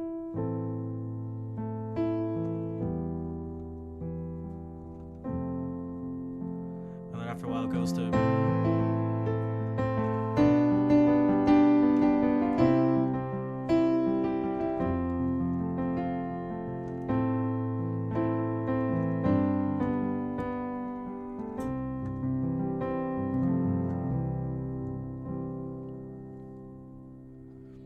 So now there's some other things I'm doing. I'm playing, the rhythm is like, things are moving pretty slow. We're not doing this.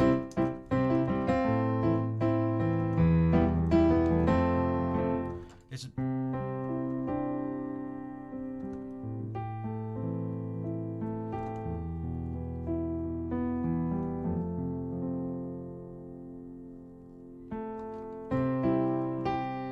this fits how at least I feel. If I was torn about, if there was conflicting emotions about, you know, being, you could say being in love with someone, but maybe things aren't quite working out well, and there's a mix of positive and negative things, and you know, it's not the most energetic thing. You're kind of maybe looking down or like looking up about it's you're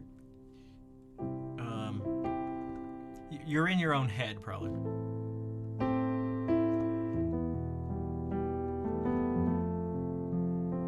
So there are moments, there are darker moments, but then there are also moments of hope. And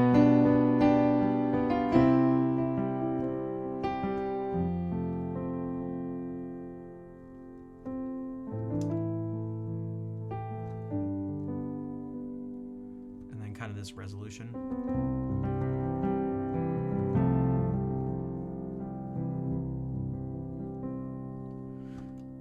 You know, patterns are great. People love patterns. Humans love patterns.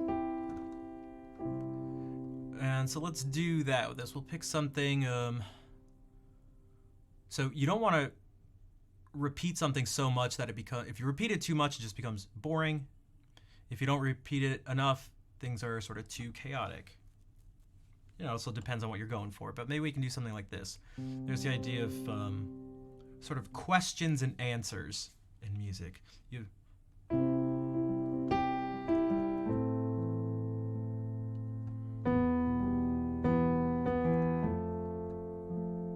So even that,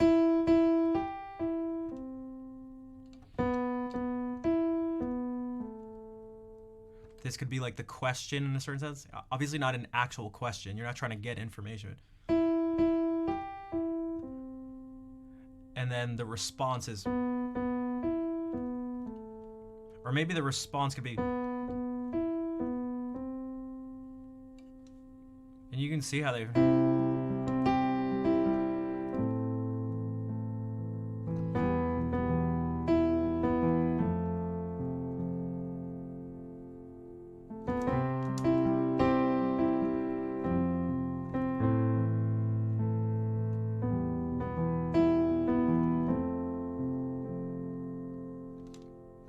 we could do.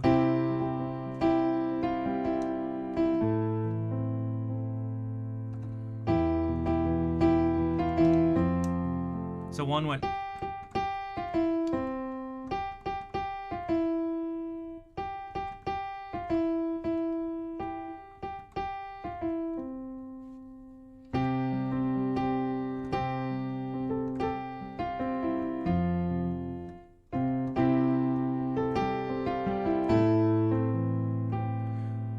gonna use this. I'm gonna add this in. So this is the chord. I'm cheating a little bit, but.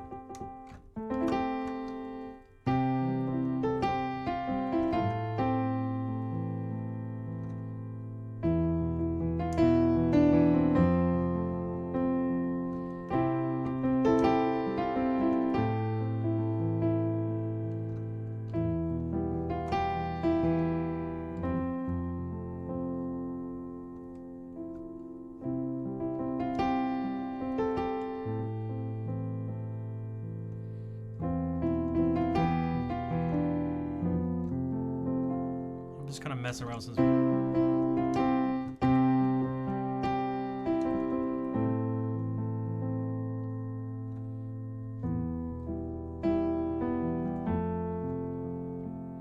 I kind of like this thing better.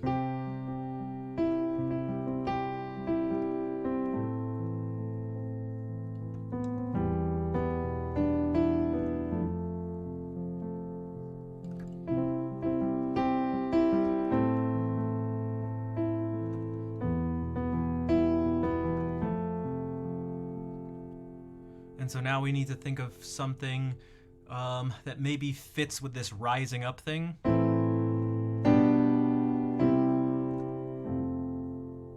And so maybe the melody can do that too.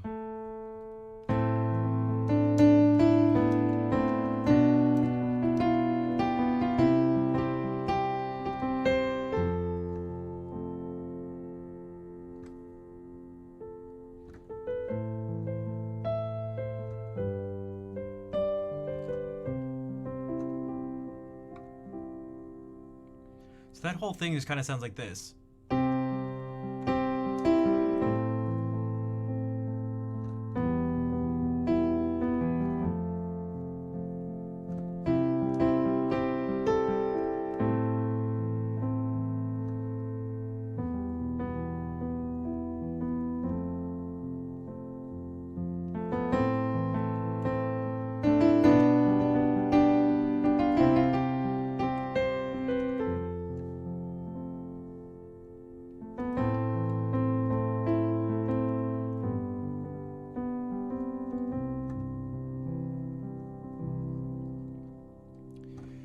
And like, I don't know, is that not a song?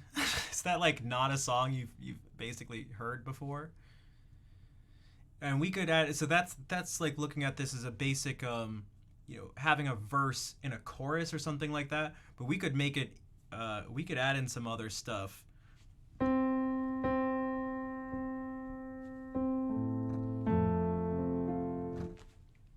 What's up, pair of eyeballs?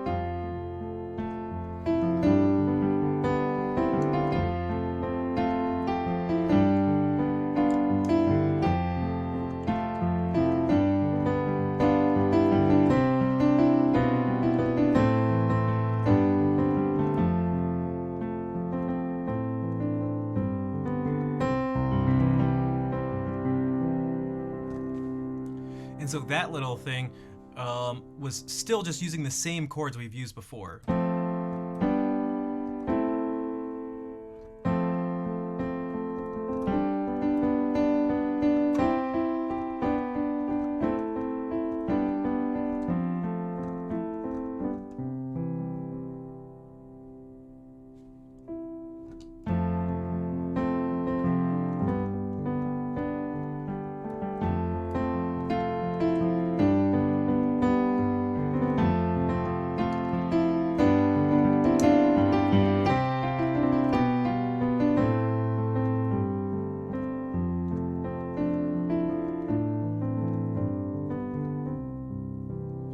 actually gonna take out one of the chords. I was trying to make it sound like part of the other song because I like making references to other things if I can to connect as much of the stuff as possible in the song. But I don't think I would like how it sounds as much as just going up.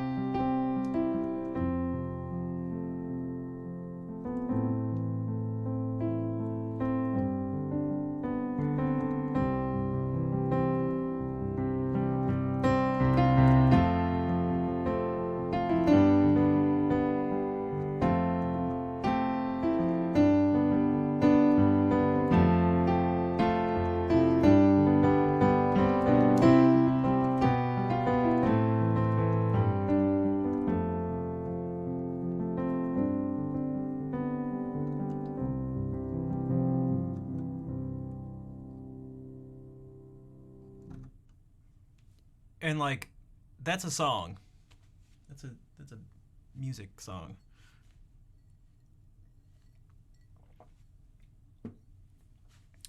Only using 5 different chords. And so there are ways we can then make it. We can make things a little more complicated at times. We could have made the jump at one point. Instead of jumping to this,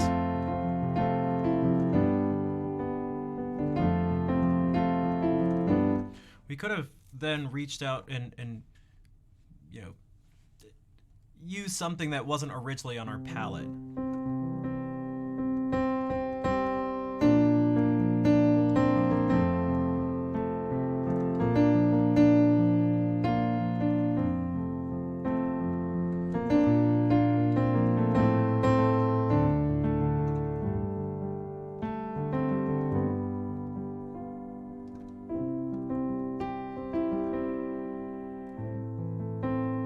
Something like that.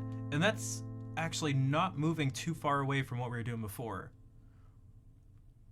I just, I swapped out, you could say I swapped out some colors.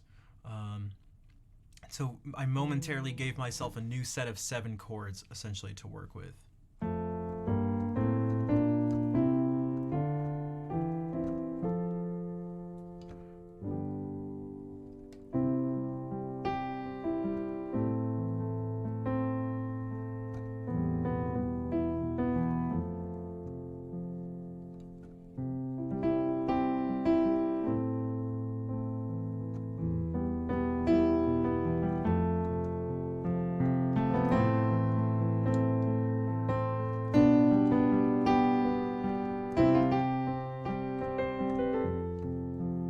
This kind of jumps up and reaches.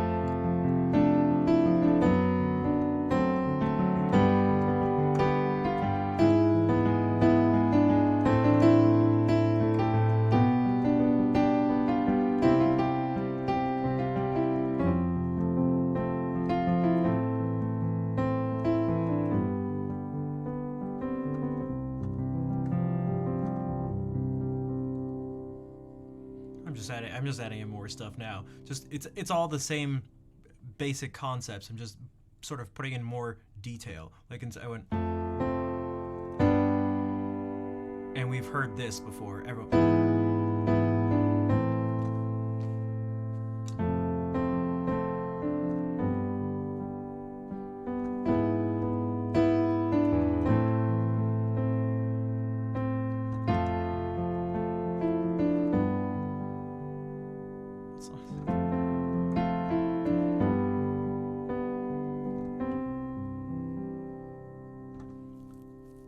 Am I playing the Radiohead song that we started with?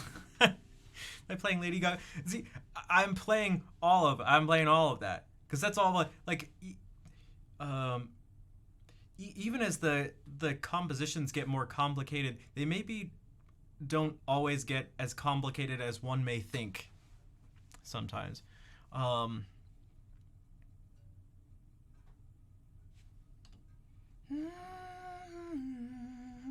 I was definitely playing Radiohead, so it definitely popped back into my head because that's what we started the stream off with. Oh, but you're thinking of so.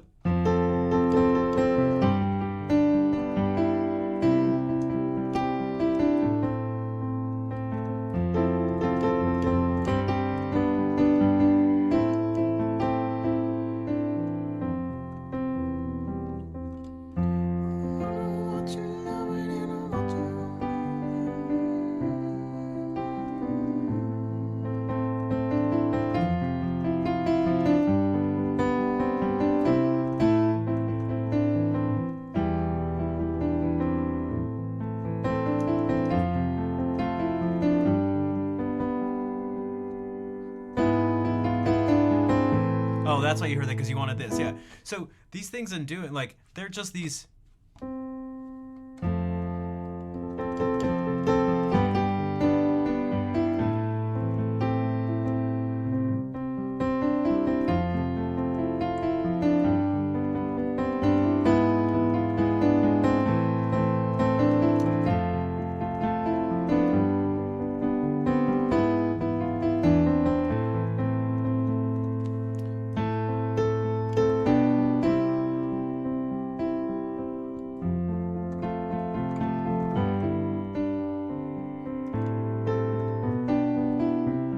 Except it's here.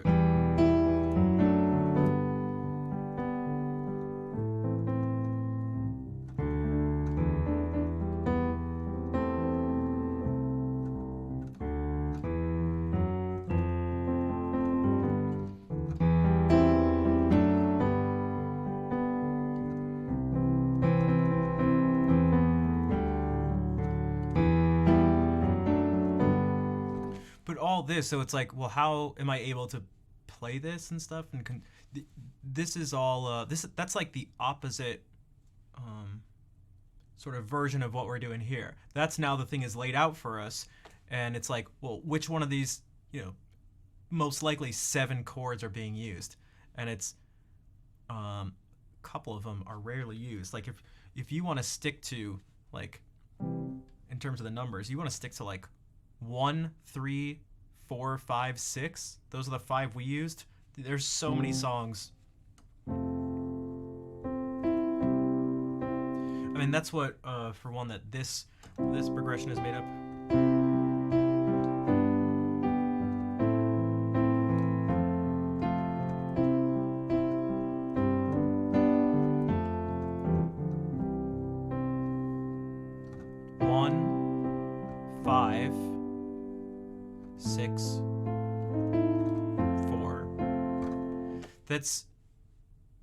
And so what's basically being done there is 1.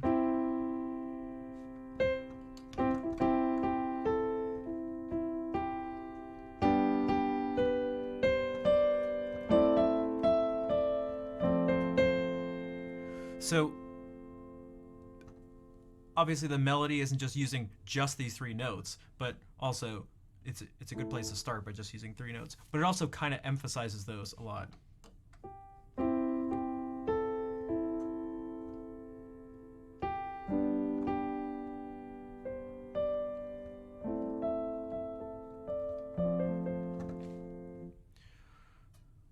hear the chords when playing and your fingers follow when you're playing classical? It seems like you're doing more mental calculations.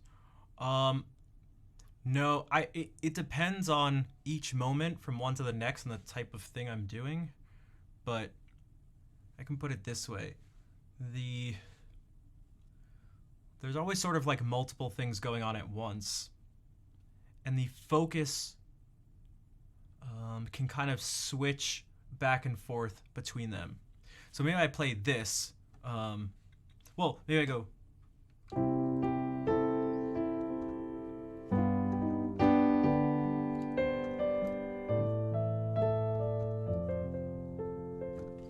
I'm thinking about the fact that I'm in C major. Like, I'm consciously aware of that. I'm consciously aware of these numbers that I'm mentioning. 1, 5, 6, 4. I'm aware of those when they happen. I'm aware when I hear this, I'm aware of the sound of this.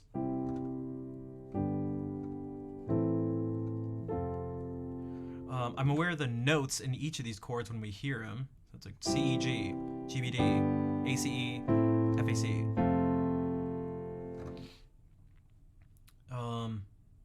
And again, the sound of each of those individually.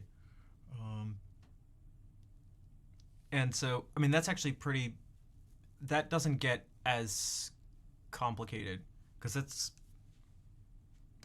again, you have this map. Like, in my mind, I'm trying to also kind of explain it, how I sort of see things. Like, there's this number 1, C, E, G. It's these 3 notes. So obviously on the keyboard they don't look this way to me, although that is an association I give to them. I give these colors. They're associated with these notes, so it's not totally off. But so when I look and I think of C and I think of this, there's like, for one, this set of notes. All of a sudden, it kind of like pops out onto the keyboard.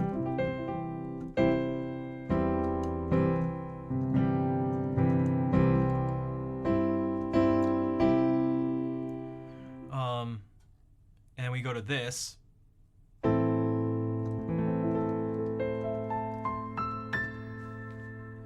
And it's just these same 3 notes. And there's kind of like, those are the main things, but then there's like weaving between them.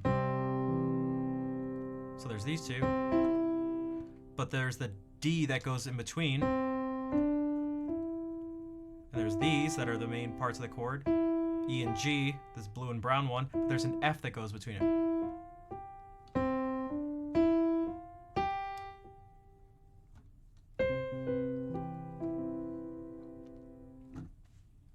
Hello, Freckled Farmer.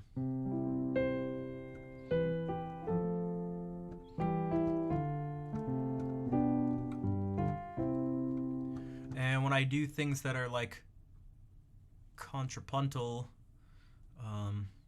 like the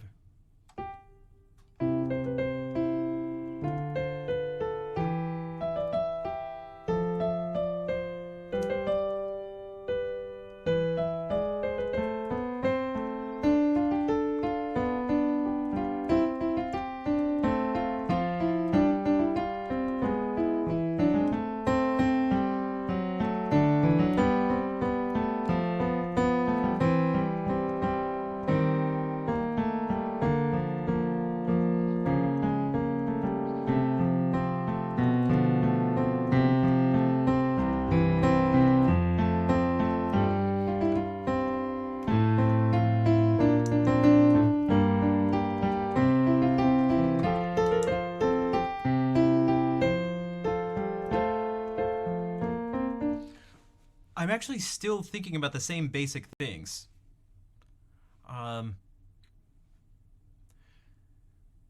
There's just maybe a little bit more attention jumping back and forth between the different lines. But so we started like this. I went like, what did I do?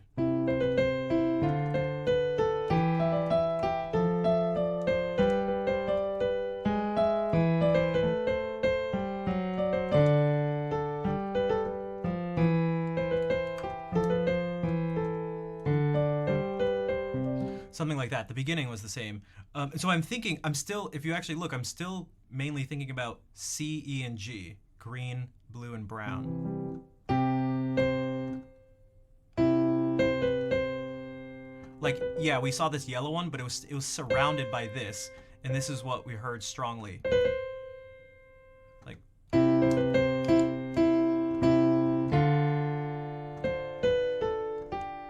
and so now I'm actually thinking of this chord. I'm actually thinking of our 5 chord. So I'm thinking 1, 5, 7, kind of.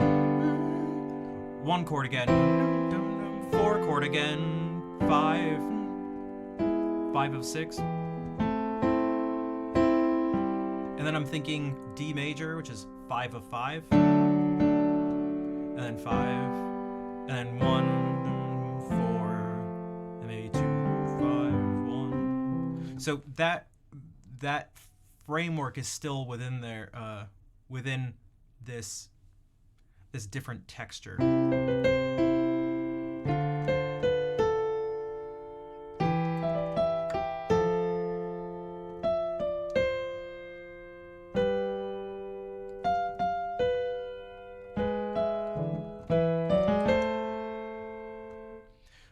For that moment, I thought about, this sound, but also that's A melodic minor.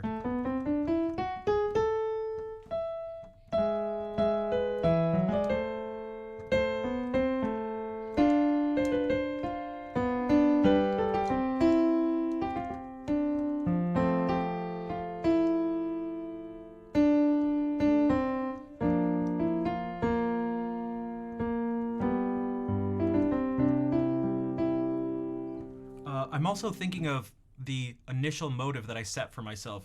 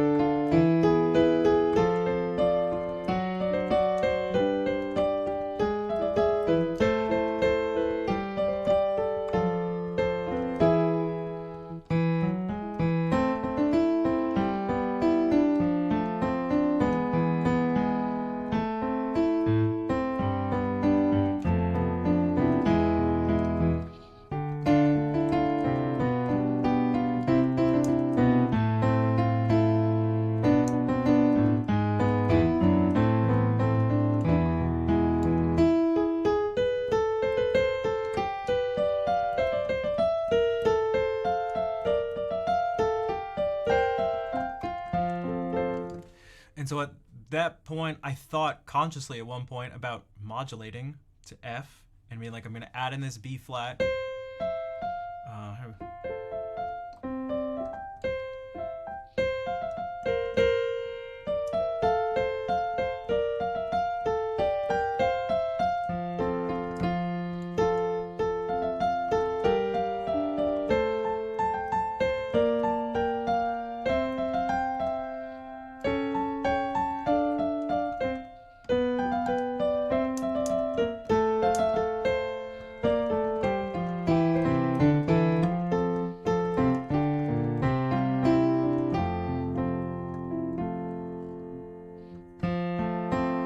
Which is how, and having that framework from before allowed me to just do that same thing that we did here in C major. When we modulated to F, it allowed me to do the same thing here.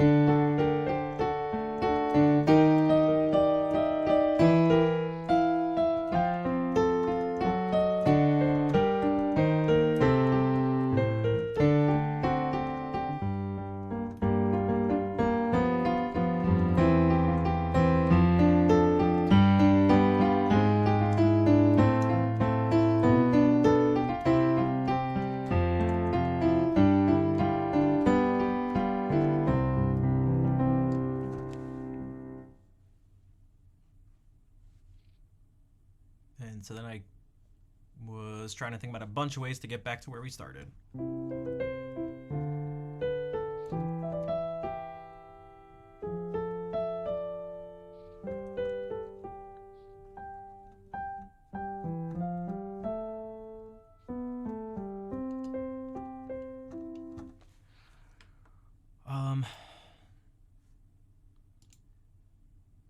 Does anybody have like any questions about any of this stuff? Like I put in things that I don't I didn't expect everyone to just like follow along with everything. I'm also trying out different stuff to see what works the best and works the best for what.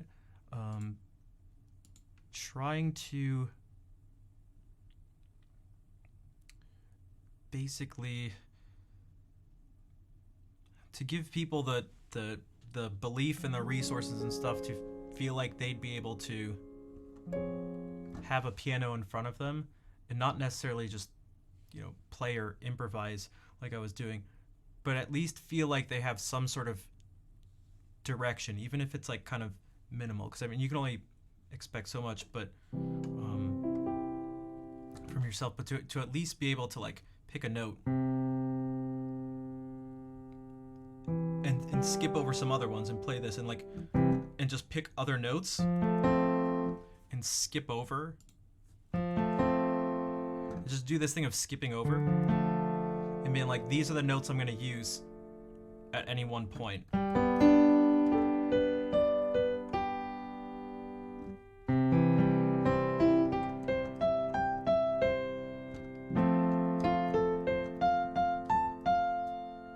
Does anyone feel like they would be able to do that? Does anyone think they wouldn't be able to do that? Does anyone feel like they just have no idea at all what I'm talking about in terms of anything?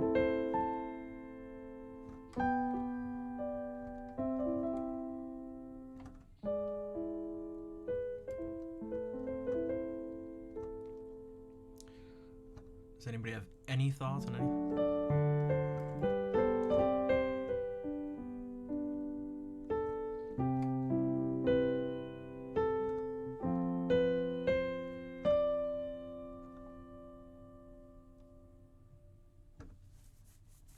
Welcome, Freckled Farmer. Is there?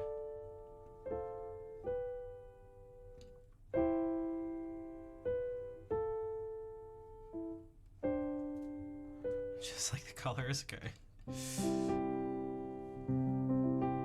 Is there anything? Does anyone know?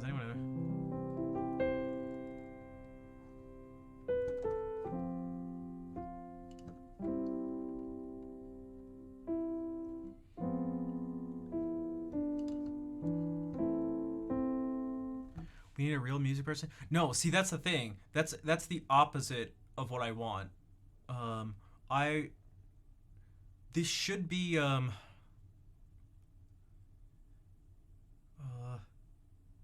if I'm doing it right, which maybe I'm not, or maybe there just aren't enough people who are watching right now. If I'm doing it right, it doesn't matter what you should be able to have no background,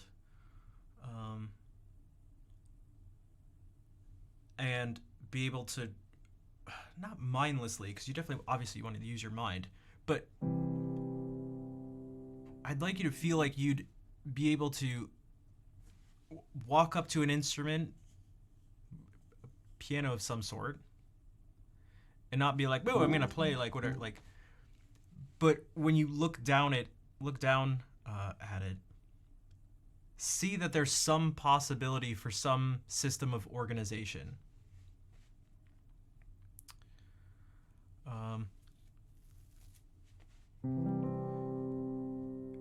To go back and catch up. Well, I'm going to be putting this on you. I want to put these on YouTube, but I just haven't felt good about how they've come out. So it's like I'm hesitant to be like, hey, check out this thing. And it's like, I don't know. I feel it's like all over the place. I can't tell how people feel about it at all. Hey, Fair, what's up? So I'm like really straight. That's why I'm like asking for this isn't even just like this is a different type of feedback. This isn't like, you know, if I'm playing and you're like, hey, what do you think of my playing? This is very different. This is like you are all directly involved in this. Like, put it this way, I understand what I'm saying. I understand all the things I'm saying. Right? So like I can't ask myself if I understand what I'm doing. Like I can only get that from all of you. Wet Ninja, what's up?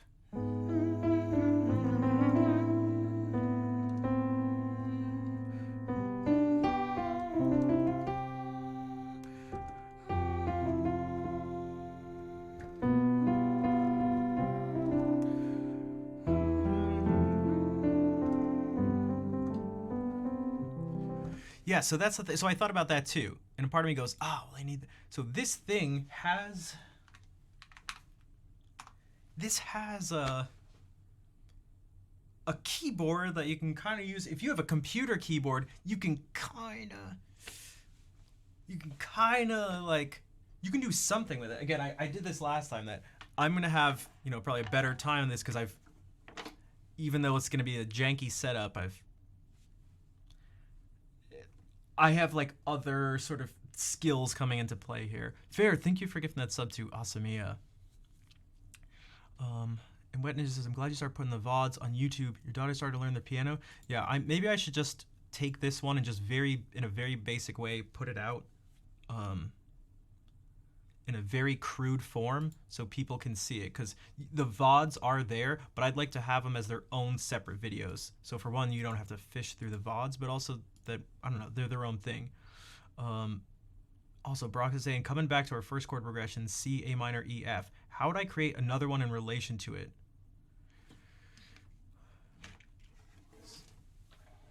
Okay, let me do two things. Okay, one of them, if we go to this resources thing, that link brings up this. I should actually put this in the description of the video too, if I put it on YouTube. Click on this. None of these pianos are great. They all have their own problems. I mean, you're just trying to... Wow, that's kind of loud. That sustain does not need to be there. Okay. It's a far cry. That's the thing. It's difficult. Now, I thought about again the joy of painting with Bob Ross, and you can't. Oh my God! I still have the desktop audio muted. Thank you. Thank you. Okay.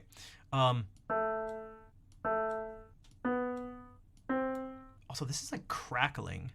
I need to press this. I need to see. Oh. Okay. This shows me what keys correspond to what notes. So we can still do this thing and look. We still know, okay, C, E, and G. Like these are the two black keys. I have this on dark mode, so it's reversed, but yours shouldn't look like this, unless you have it like that too. But these are the two black keys, which are white here.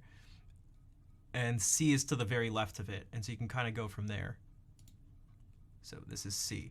It also tells you. And actually, if you want, you can do this, and it tells you in our regular alphabet, and also do, re, mi, fa, sol, la, si, do, which is what like a huge portion of the world outside of the U.S. uses. Man, even if you want scales, this, remember I mentioned that there were like dots and sort of a framework, or this is the palette. This is what I mean by the palette. If you notice, these dots aren't on any of the black keys. If we move to something like, okay, our circle of fifths. No, it's not a circle of fifths. It's a circle of just notes. This is really disorienting. But oh my God, if we were to go to A, all of a sudden 3 of the black keys would have dots on them. F sharp, C sharp, and G sharp. Right? Is this gonna work? Nope. Okay, so apparently.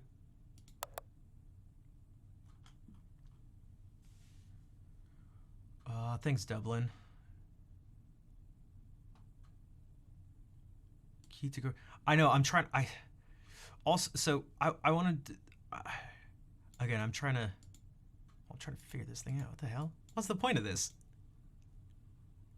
Corresponding notes on the piano? No, I don't think so. Oh, we have to click on one of these scales. Okay, so these are scales or modes or stuff. Acoustic scale? What the hell? I just want a major. Okay. All right, so here we go. Yeah, so now every F sharp, C sharp, and G sharp now have these dots. So you can see how this set of 7 notes we use changes. So now it's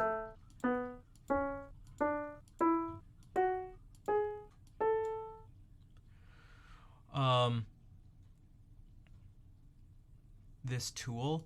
Oh, what, this piano thing? Yeah, I mean, like, this is not well, there's a couple things going on. This isn't so much to actually just be like, I'm gonna learn how to play the piano. It's I'd like people to have like, yes, it's through the piano because that seems way simpler than any other things, and at least there's like free versions of this. Although I guess there are ones for like guitar too. But I thought about it like this. You can get like a pretty cheap keyboard or something. I was thinking, let's say you wanted to paint along with Bob Ross. You have to spend like a decent amount of money to get the paint and the canvas. Even if you just want the basic stuff, the basic tools, some of the brushes. You gotta have at least one knife. You can't do a painting of his without a knife.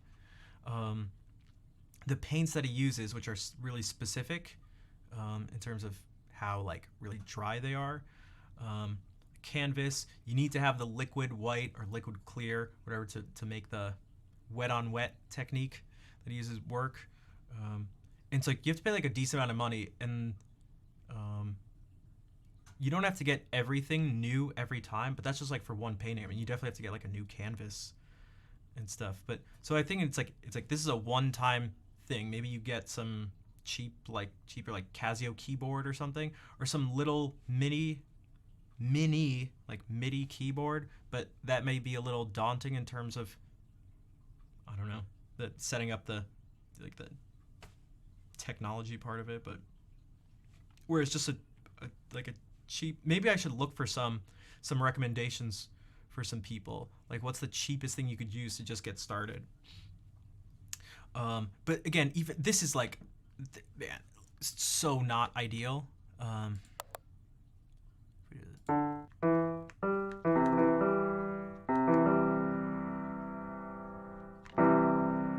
So you can still do this, and I'm actually still, if you look on your keyboard, you can see how it's actually still skipping over every other note. So tab, you skip over Q, and you press W, you skip over E, and you press R. And so we can actually still go through this. Just like look on your keyboard. You guys can try this. Look on your keyboard and just skip over every, well, now key on your keyboard. The fact that these two share the same name is kind of annoying here, but and so we can look at it like this.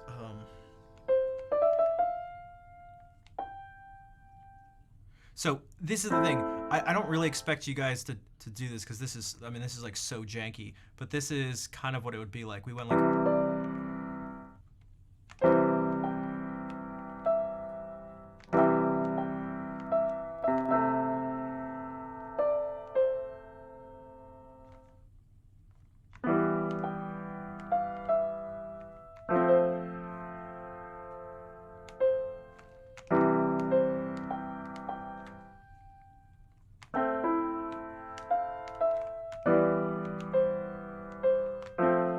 so I'm literally doing this on my, and you can see it, I'm doing this on.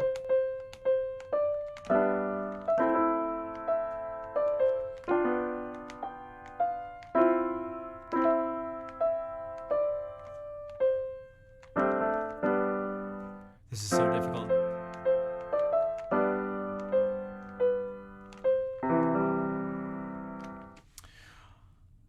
Prelude in Azerty mode. I like that again because you don't have. Your fingers look like Twister. Yeah, I'm using these down here. It's almost like playing the different manuals of an organ. So this would be just to mess around. If someone didn't want to pay, you're saying you found someone for $20? Yeah, like that's. But even if someone's like, I don't want to pay a single dollar for anything, and they just want to do it like literally right this second, literally right this second. Also, I typed on a French keyboard, a friend of mine, and it was so disorienting. But it, even though it was like what, there was like only like one change, but you could at least just mess around with this and go like, or even if you just put your hands here, like what if you guys just like put your hands here on tab, W, and R, and then find these notes here,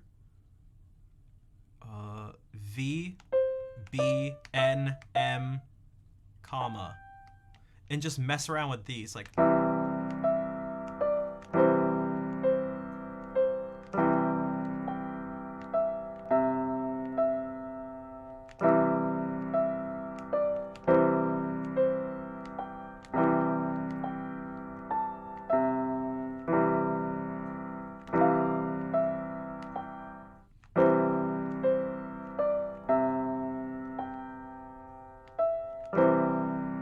You could actually just move this over, bro.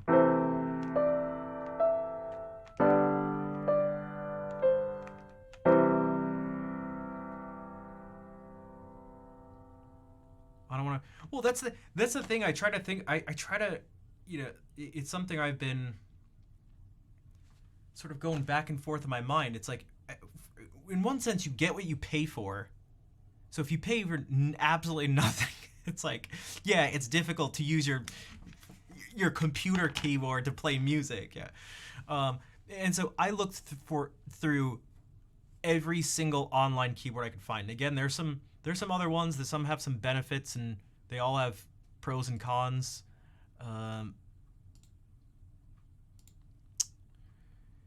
But this one seemed overall the best. Now there's also this thing. How many keys? 88 on a full-size piano. So I don't know if you've seen this streamer like Trevor, 88-bit music. That's why his name's 88-bit music, because he plays piano and he likes video games like 8-bit music. So it's, yeah. So there are these different these keyboards and stuff. This was like, because again, yeah, this is not specifically to be like, oh, this is how you'll learn to play piano. It's more like, yeah, this one has a bunch of options. Sounds all right, like looks all right. There's some other ones that I kind of saved just because there's some things that could kind of be cool, that could maybe be useful.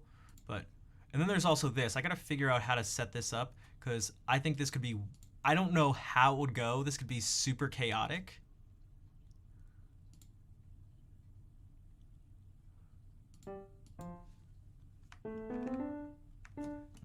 I need to figure out how to get this set up to my keyboard. So what this is, what you are looking at in front of you is a keyboard that we could all play together.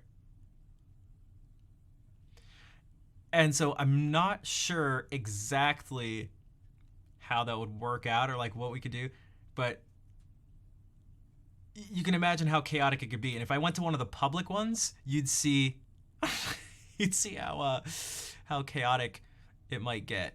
What if unless some of these are just like test things, so these are other, yeah, those aren't even like real people. So these are other people's cursors and stuff, and there's a chat in here. Like you literally just go into someone's thing here and just, what?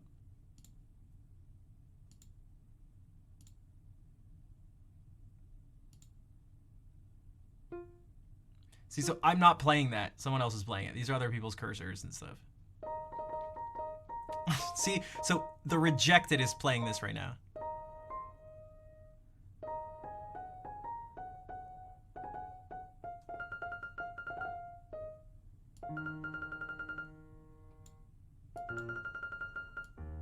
I'm trying to kind of do something along with this person because they were doing something. It sounded like it was going to be an E flat minor, and this person's just spamming the note F. So, I don't know.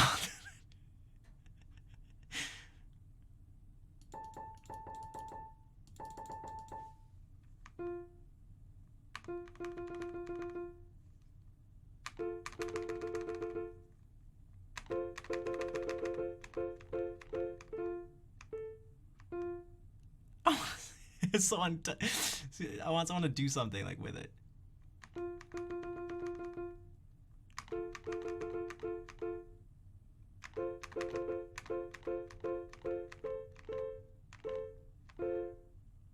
Oh, dude, like actual pianos and stuff are insanely expensive. I was like, I can hear someone play it.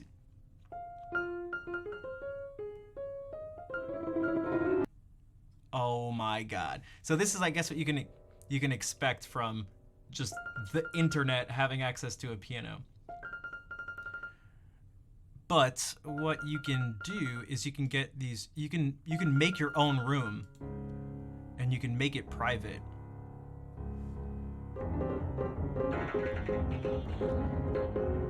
Alright. So this is more of what I expected. What is this person? I don't even think this person's actually playing this. Okay, so if I do this, if I go back to this,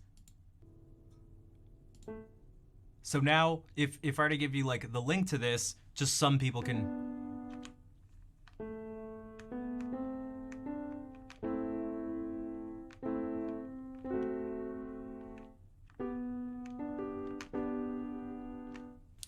I'm not sure exactly what we could do, but I feel like there's got to be something. I feel like there's got to be something there.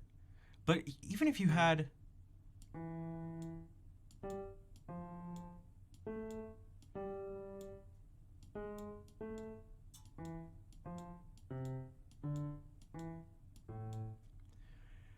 I just want people to feel like they can have some way of somehow having... Even if here, let me look back. There was, okay. I will say this tool wouldn't make me feel like I was learning piano, music perhaps. That's good because it's not actually specifically for piano. The music side is the part I listened for. When you added the color, things started making sense. You said something else though that I thought was important. You know, Lemur said he'd been taking on Synthesia on iPad. That helps. Oh, that's what I thought that's what I kind of wanted to link as well at one point. Some potential apps for your phone, because that's another thing that can actually almost be better. Because you can just like I have one on my phone. Again, it's not easy to use, but it's like something. It's something.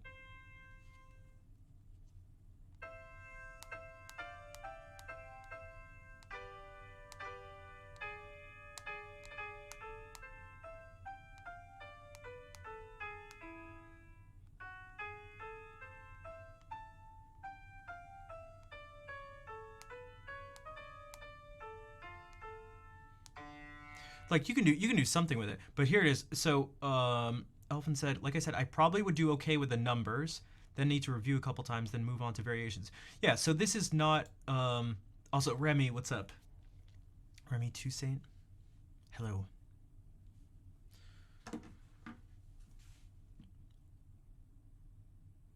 Free is actually, yeah, so $20, so that's like, I mean, that's what I think in my head for part, like for me it's like, man, that's all you'd have to sort of pay or do. Like, man, that's pretty cheap.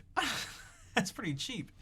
But I want it to at least be like, maybe someone just doesn't, maybe they just want something. It doesn't hurt to link one of these, you know, online keyboard things. But if you can, so like I feel like I could do some Bob Ross paintings, but not because I watched it once. It's because I've watched like a million episodes of The Joy of Painting. Cordy or Mediculous? What are those? Are those like sort of like internal MIDI routing things? Because that's what I'm gonna have to mess with. I have one, but I just maybe need to look into it to see how to route it. Because I do have MIDI stuff going right now. Like if I do this, it's routed to Keysight, which is what I can't seem to get it to Keysight and also to this, to these other websites. Although I swear I'm doing things right, because you can output the MIDI from Keysight, but it doesn't seem to be picking it up on the the browser version of these keyboards. So I'm not really sure why it's not working, but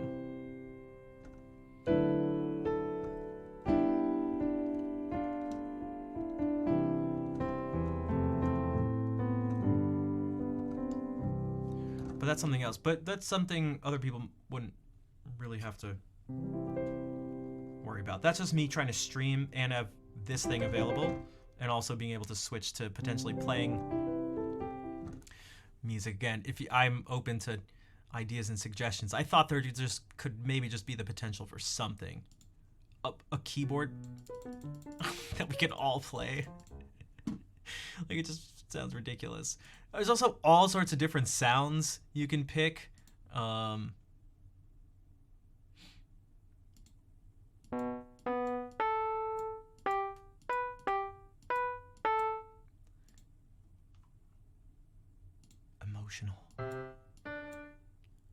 Emotional, I guess so.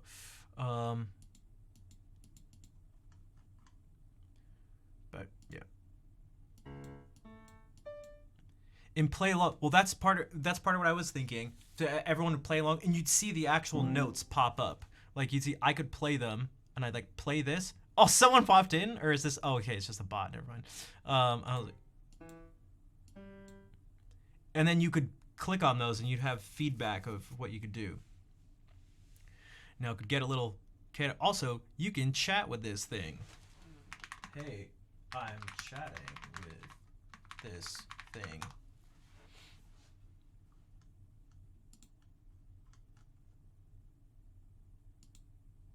Oh, it's not. You can't see it on here. Whatever. There's a chat thing there too. Yeah, the chat. Yeah, that was. Oh, those notes. Yeah, okay, that's another thing. Those notes.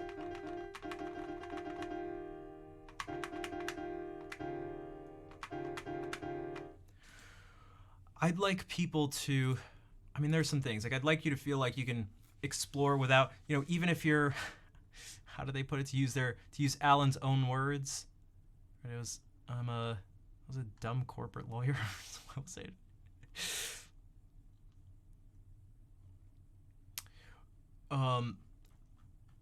I'm convinced that it doesn't matter what your background is or something. Like, you can. This concept of skipping over notes is the key concept for what.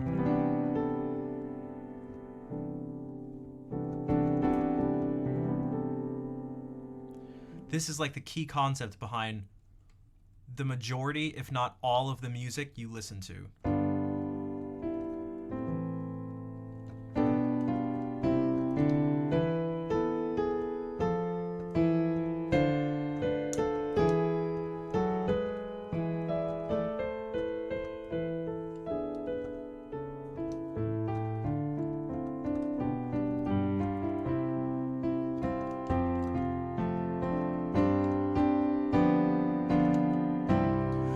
The stuff I just played it's based on the fact that you just skip over notes. Now I'm taking this thing and I'm rearranging them at any one point, or maybe it goes like, but it's still just these two chords. And like, so if some of you just named some songs. You mentioned Lady Gaga at one point, and it was like, that's how you're able to go like.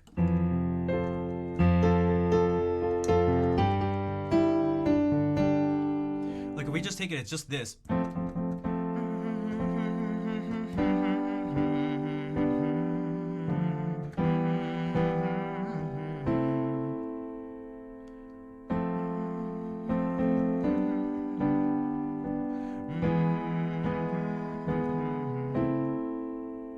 So I'm just playing the core like 3 notes that would kind of tell you like what else is going on.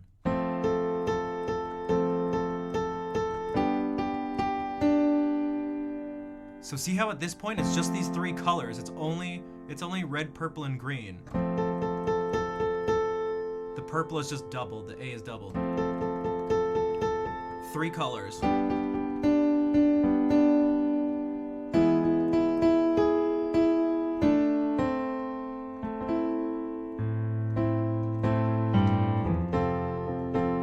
So you see a bunch of stuff here, right? I mean, but look at like, think about the color part of it. Like there's just a whole bunch of green and red. So that's actually just a bunch of F's and C's. F, C, F, C, F, and 1 A.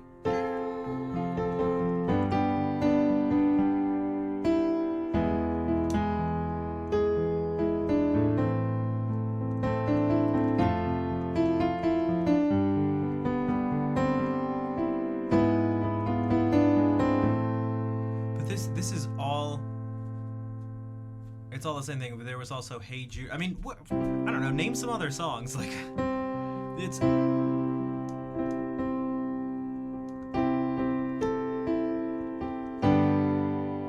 That's just this.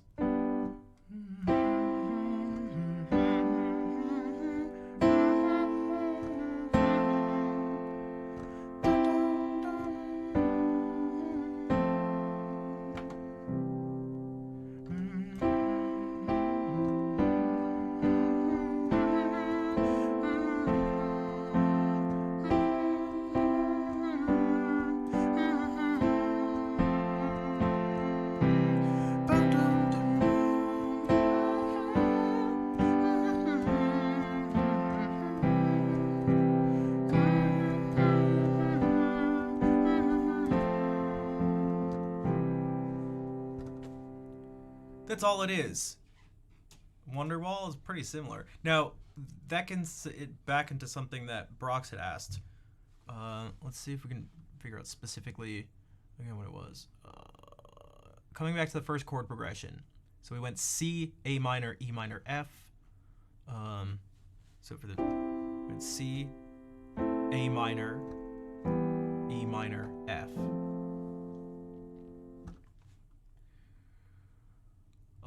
How would you create another one in relation to it? Some sort of refrain or other part? Are there some kind of guidelines once you have a riff? I always get stuck with a riff not knowing what to do next. Okay, so that's a good question. There are, I have like a few things sort of guide me. And there's some different ways to approach this. One of the things I could say is that ultimately you kind of let your ear or your gut, however you want to put it, decide and sort of guide you. So when I was doing this, so to get back to this thing, we went, okay, someone found someone found their way in.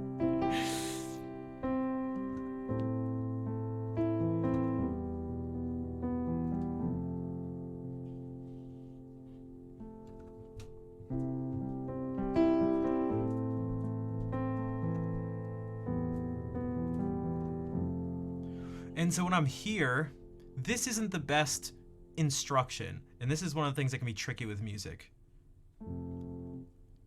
I'd almost ask you, well, do you hear anything? I don't mean hear in terms of like, huh? Well, I think there's a sound around me. This is what I mean by hear. Do you hear anything that comes after that? So if I go like this,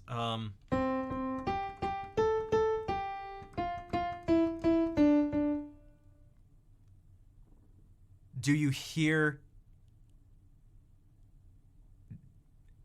Did you have an expectation of something to come? And did you hear, quote unquote, hear this? So that's what I mean by hearing something.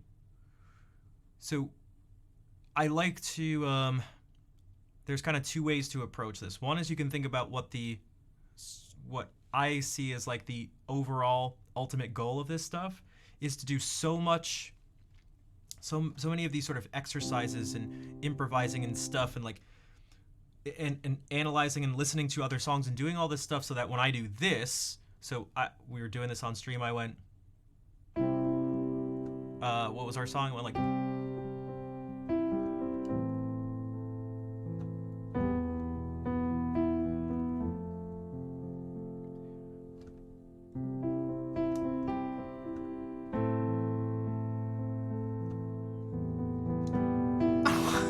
number one Schnaf viewer.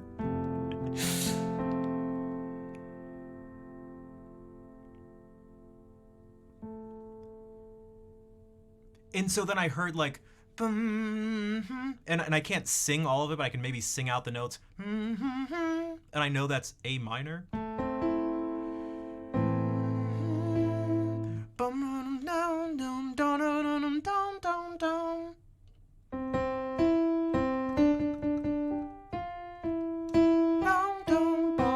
And even when I'm hearing this,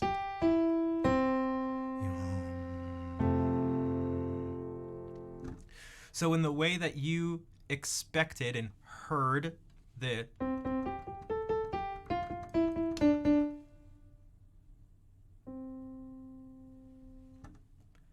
when I was doing this and messing around this whole time, whenever I do this, and it's the same thing when I improvise too, almost 100% of the time.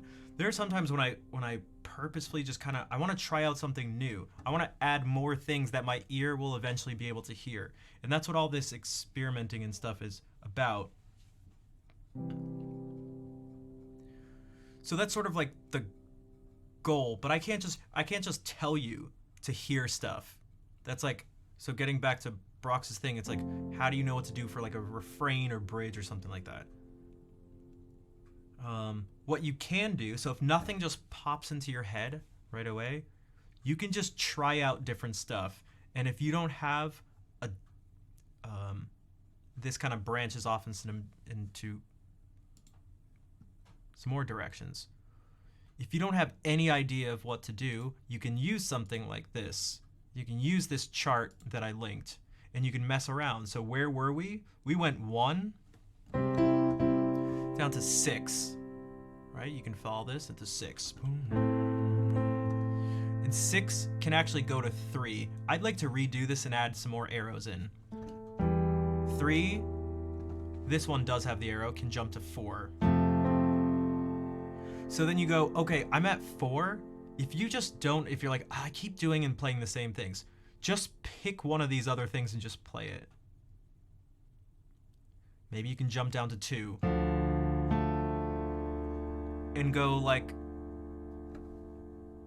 now am I hearing anything? No? Well, okay, I'll just randomly pick another one. Now am I hearing anything? No? I'll pick another one. And I'm kind of cheating and forcing. Yeah, and maybe this bum bum dum bum bum bum bum.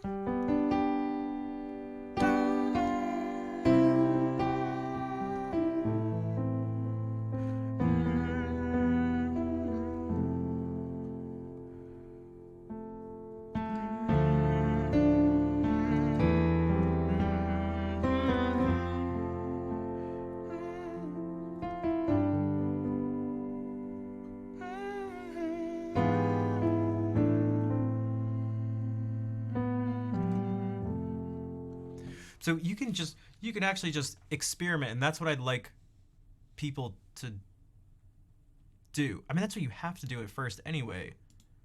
It's just like, again, take some of these. You don't need to try to be like, we don't need to try to be like Mozart or Beethoven right away. There's no need. There's no need to be like, the first and only time I touch a piano or something, I am not going to write a masterwork, so I shouldn't bother touching these keys at all. Now, I specifically worded that in an absurd way, because I don't think anyone actually consciously thinks that, but that's almost what it's almost what their actions show, and sometimes what people's attitudes are. And I don't even think it's their fault. I don't think you can actually really point a finger at anyone. Hey, Munchie Crunch, what's up? It has been a while. Although I've seen you've been keeping up in the Discord too, which I know Vol very much appreciates.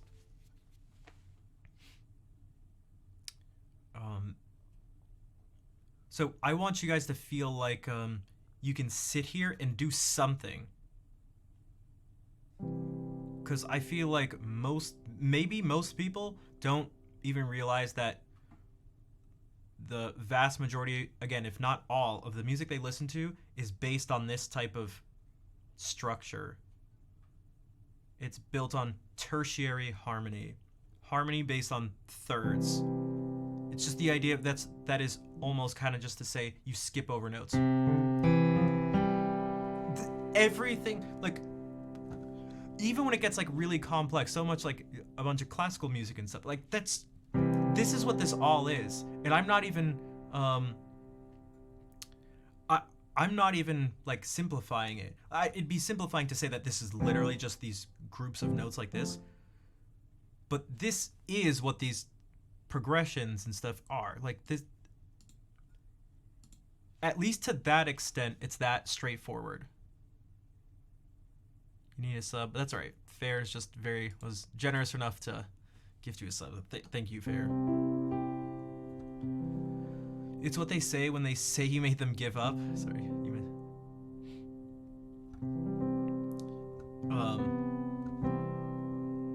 Yeah, so I want people to be like, they can at least look here and feel like, even if they just do this, like, just pick a note, and then even if they do this, they've just played a chord. And if you look on the keyboard, like, this isn't, you can just put your hand like sort of in a shape and go like,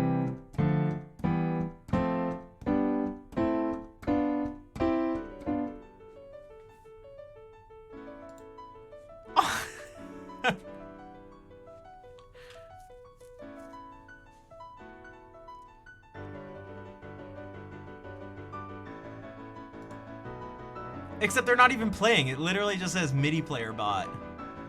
Nick.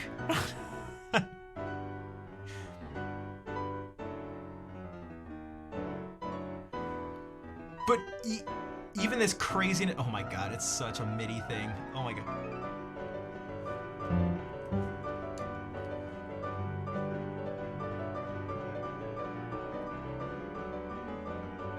Well, it was in a particular key at one point. It was in D major. So amongst all this craziness, it's still just basically using these notes.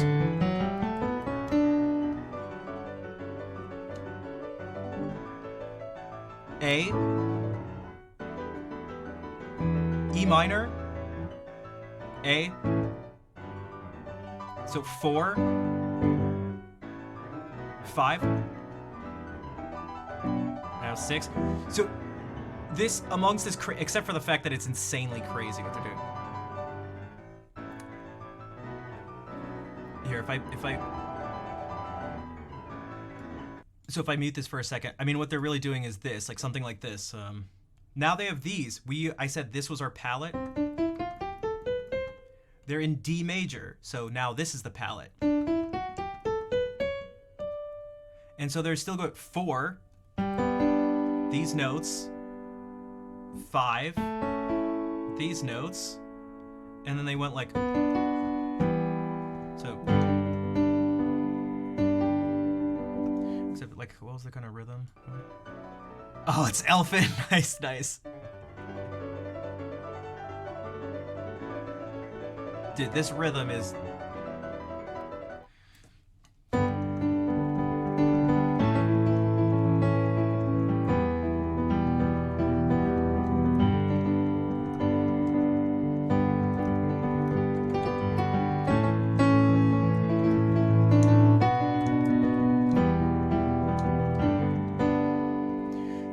even this craziness is actually just a few chords, and there aren't as many notes, there aren't as many different notes as you think. There's a bunch of notes, and it's just the rhythm is not. Especially if you look at these bass notes. Watch, ready? G, A, B, E, A,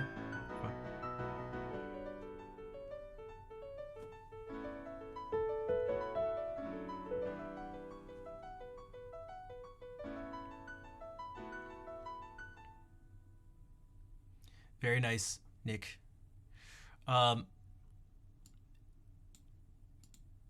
Oops.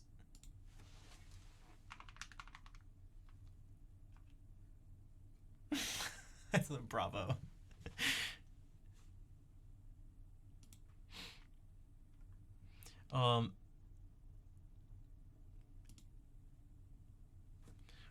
What was I just gonna say?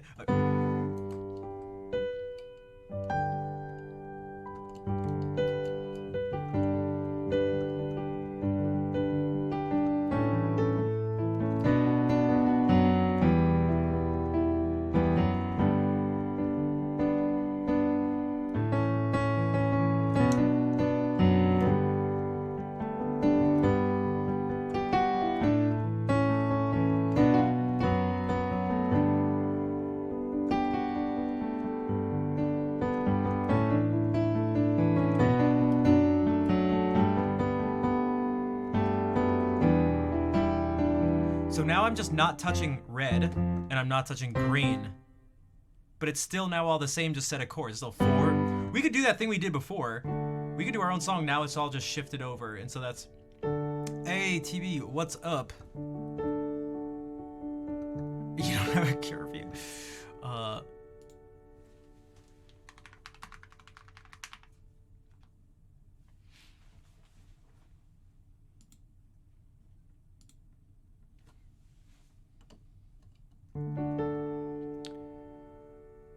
So we could do this thing. We just shift everything over.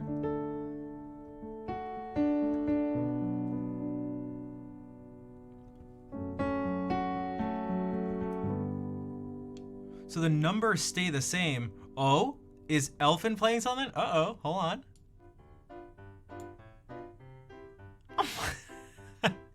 Is that Elfin or Anonymous?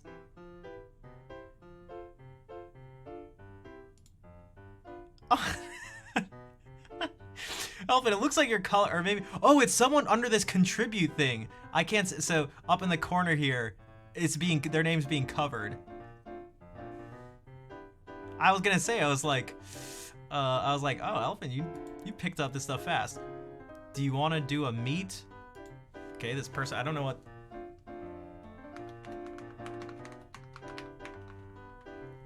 This is not what I expected. Oh, jazzy.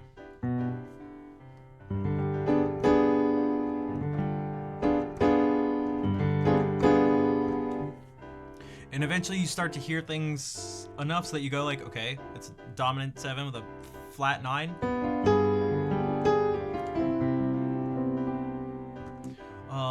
Dude, TV, if you're practicing guitar every day, that's awesome. And Shaggy, what's up? Their name is Jam? Oh, are you in there too? Who's in this? Also, how did they find this? I thought this was closed off unless you had the link. Oh, maybe I didn't do that.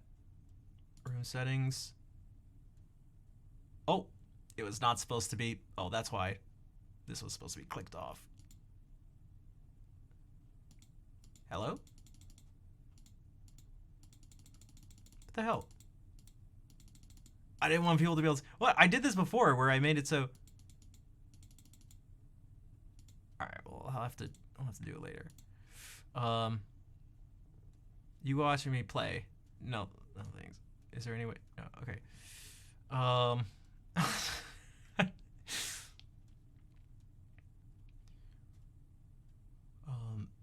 Yeah. What was I saying? Oh, so this kind of actually all stemmed from hearing things, and so Brox's thing is like,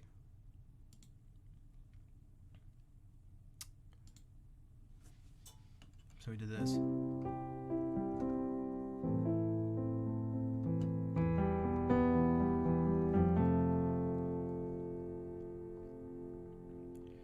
Now it's maybe a little easier with the melodies to we can maybe it's maybe a little easier to instruct, because you can look at stuff like this. You can go like and go, what did I just play? Like, maybe I can get sort of technical, but it maybe won't matter even if I do it. So I played the 3rd, the 5th, 3rd, root. and I went da da da da da.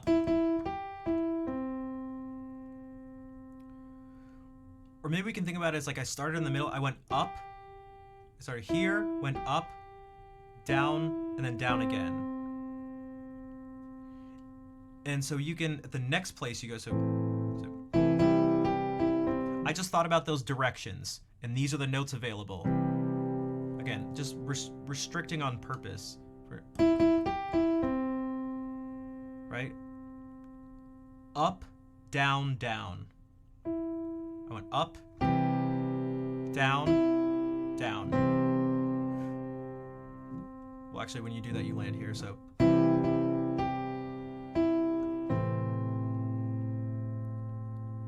Now we have these notes. So let's just do the same thing. Up, down, down. So do you see how it's the same directions?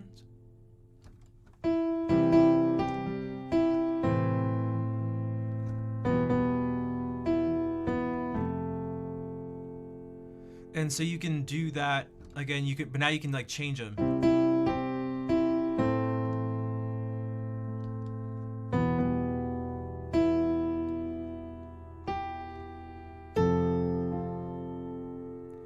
And so that's a way you can kind of mess around with that stuff. Now in terms of the chords, again, wow, I really need to make this thing private because this person just keeps wanting. I don't even know what is a meet. How are we meeting? Nick, I don't know who you. Nick. So with the chords, I'd say just mess around because for me, I've put together that some of these things give certain feelings. Like I mentioned before, we started actually with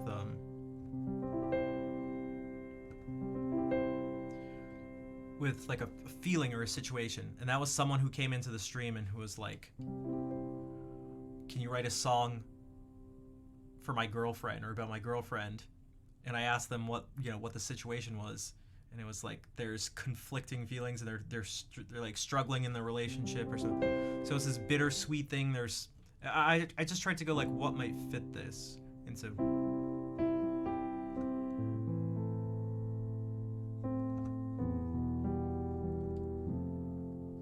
hearing this, like you have to play this stuff. Just experiment with your sort of like your mind and your ear open. Dude, do it, Elfin. That would make me legitimately like super happy.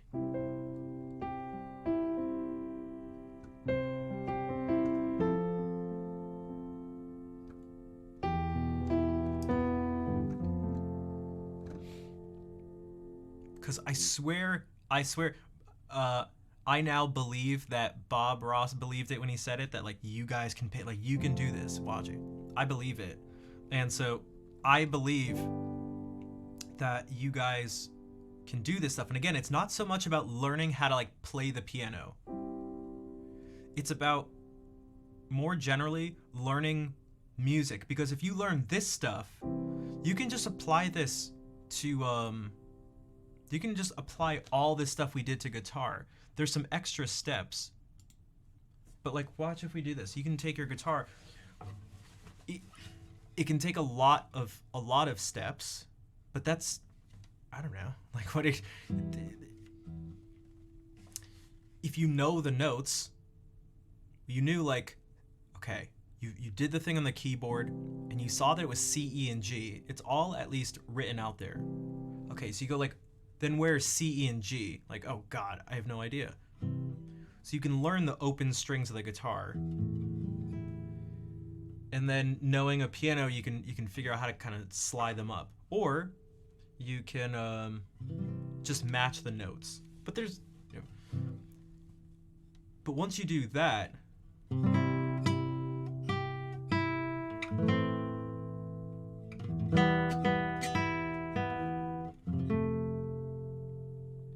the first 5 that's another thing. This is what you want to learn for like these open strings, and then the notes that don't have sharps and flats. So like,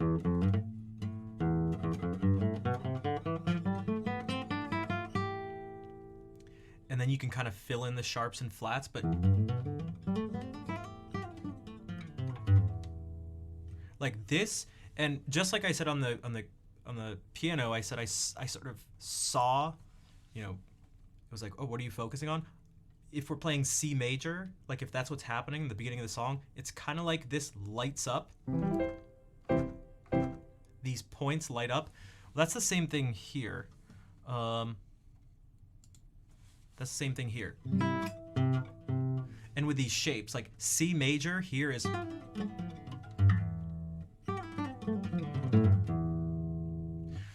So this is all, even simultaneously, like these two frets are sort of like, again, not literally, but they're sort of like highlighted. These two are highlighted, these two, this one, these two, and these two. And so that's like its own shape. And as you move over, there's different parts of these that, and this is why the guitar is one of the reasons why it's like super tricky and kind of nasty.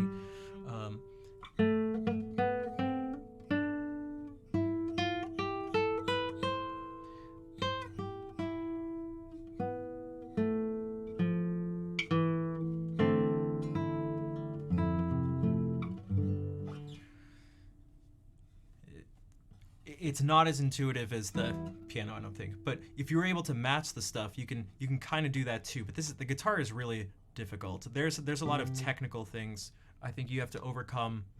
There are more difficult technical things to overcome than on the piano to do what we're trying to do. But you can do the same thing, and I still think the same thing. My just visual, I add in like a different visual thing. So I still think like, you know, I said before, 3, 3, 5, 3, 1. Although actually it becomes 3 of this next chord. 1, 3, 5, 6. Well, I'm still thinking that stuff, and I'm still thinking 1 chord to 6 chords. So that's this.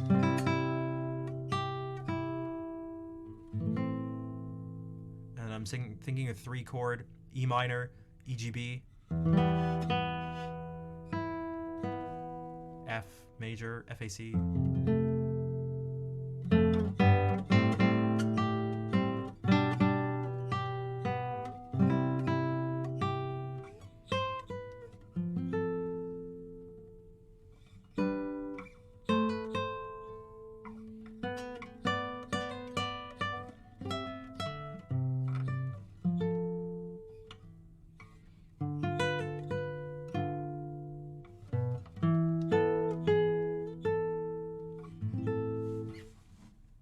So it does, when you have like,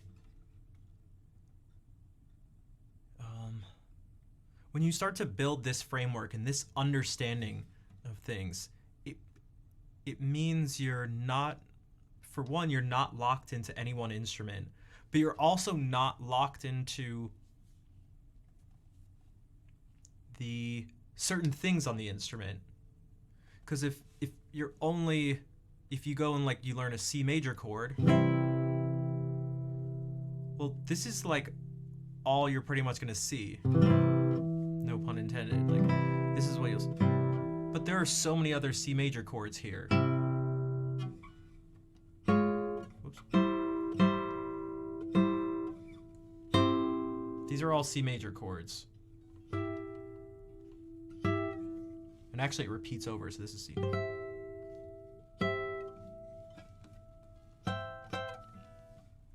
And so what that means is you're not locked into, you now have more options than just like, see, oh, this is what I gotta do. What if the notes don't fit over here?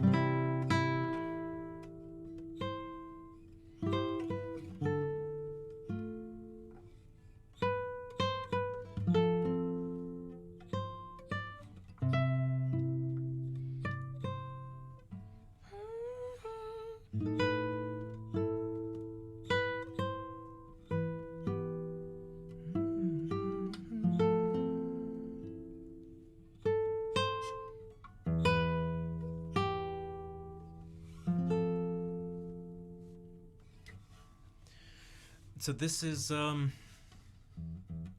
you can transfer this to any instrument. So this is like, it's like a level deeper than just physically what's going on the instrument. Again, it just tends to be the easiest and most accessible to do it with a keyboard, but yeah. So it's 10 o'clock. I'll say it like that. Yeah, everyone's the king. So Captain's like, I'm the king of the first frets and stuff. It's, I mean, this is where you start. It definitely gets way more difficult over here, but recently discovered a variety of shapes. Yeah, and the shapes themselves are good, like on an instrument. You know, we're talking about guitar here, but it's not just, you don't want to just rely on the shapes. Although it's nice to be able to like see the shapes. You could say like if I'm just playing these three notes, like I know it's C major because I know it's C, G, and E.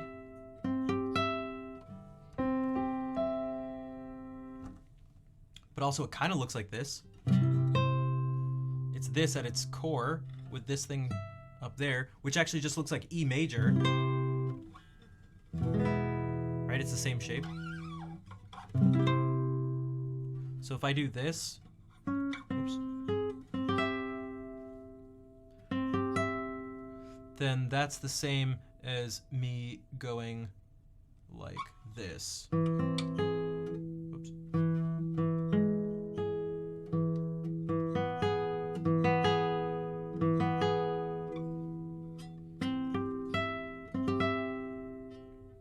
Or maybe it's a little simpler with F. F, C, A.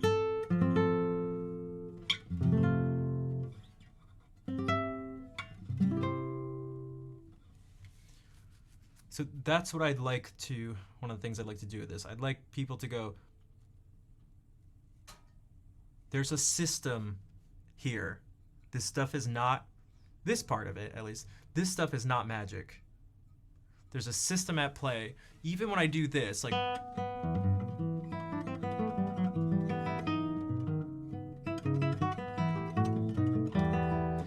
it's still just these core concepts. So this, that was just E minor.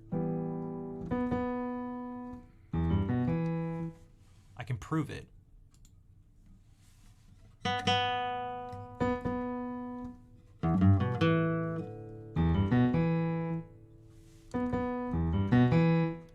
It didn't use anything else but these three notes. Again, these three different notes. These two are repeated, but blue, brown, yellow.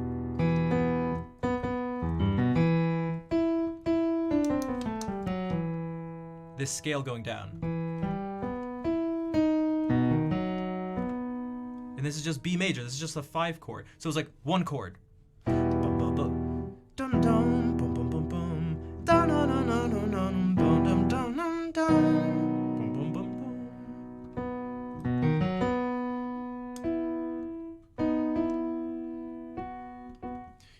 And it goes from, I mean, it gets a little, so,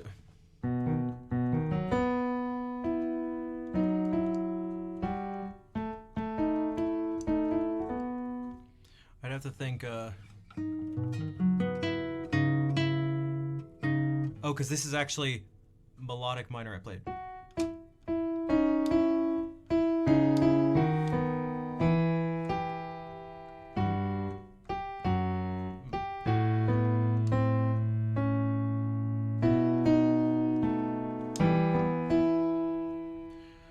So if we go,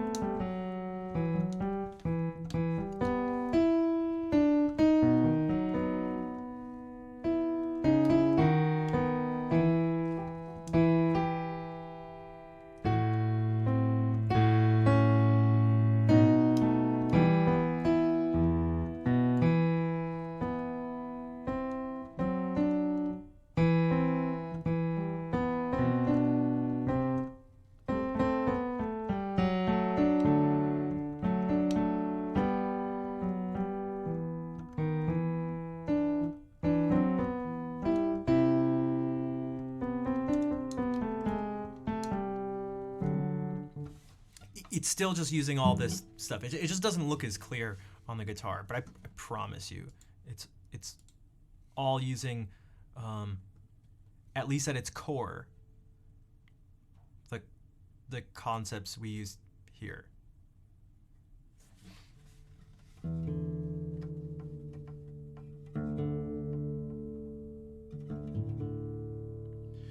TV was saying to try to practice the shapes and improve bar chords. Yeah, and bar chords are going to be partly like a technical thing, like how you play and how you're holding the guitar. The main thing I can say just really quickly is like making sure to pull instead of squeeze.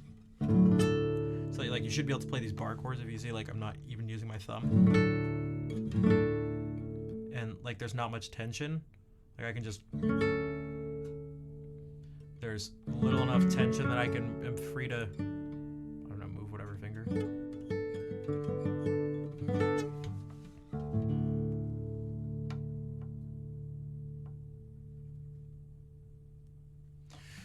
Okay, I gotta head out for now though.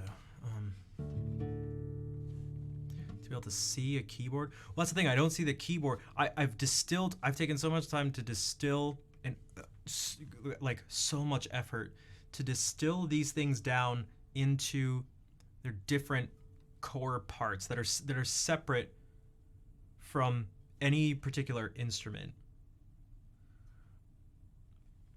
So that again, I play this when I know it's a D major chord, and I know it's D, A, F sharp, A, D, F sharp.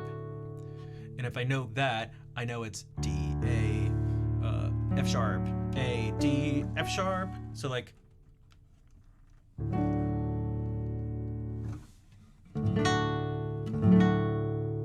again, it's not easy. It's in a certain sense, we've talked about this a bunch before, but in a certain sense, it's actually super straightforward.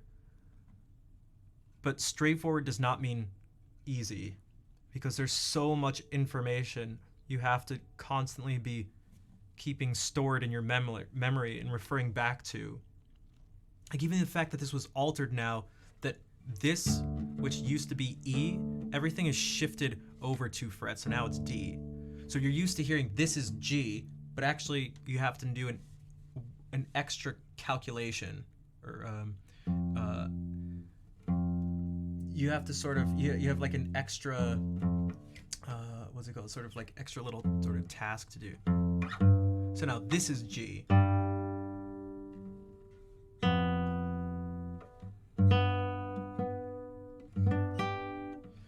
As soon as you understand what you play, you improve so much faster. Exactly. And that's why I'm such a huge proponent of this type of thing, and why I'm trying to do it. And I don't quite understand why more people don't do this.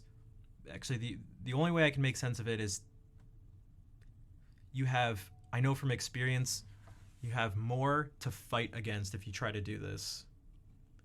I know from teaching like in a school, because I was a full-time music teacher for years, and there was pushback, there was pushback from everyone, including other music teachers, that this is a concept we should be trying to teach the students. It was really discouraging and annoying.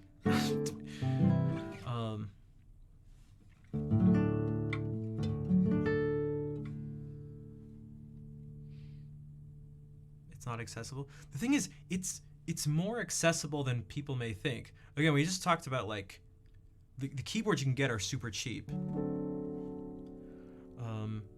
And even if you don't have one, like if we looked at, everyone's situation is different, but if we, the kids at the school, like we had pianos that they could use to just play, like practice, that anyone could just walk up to and play. They could even they could even sign out times. They were essentially these practice rooms and stuff. They could have signed out times and had, time to themselves to use like a nice piano.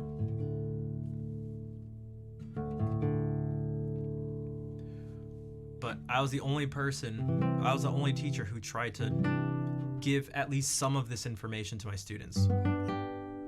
The rest of them were so focused on just playing and performing that I can't remember the exact numbers, but we gave out a test to every middle school and high schooler.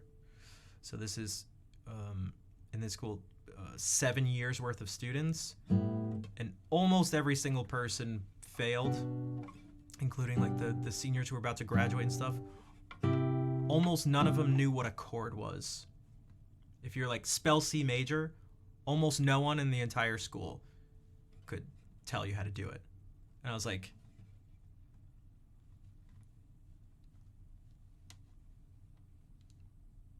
I'm not looking at you students. I'm looking at the teacher. Like,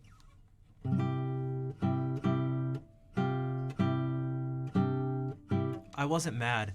I was just disappointed. Doubles, triplets, quadruplets, and your snare jumper. Yeah, you gotta practice. Like you do have to do work, and like to get something out, you have to put some effort in. Like you gotta put something in. I think that's another thing that people don't want to do. It's like you gotta. Where else in life do you expect to just get something for nothing? But yeah. So then I, found Twitch and was like, maybe I can. Now I don't have the restrictions of like, a department head and parents and college counselors and stuff telling me to not do this. So maybe I can do it here. I'm kind of free to do whatever. But it brings up now there's its own challenges. So, but I'd really like to reach as many people as possible with this. I would say even more so than playing like my music. Like I think this has more value than like my performing.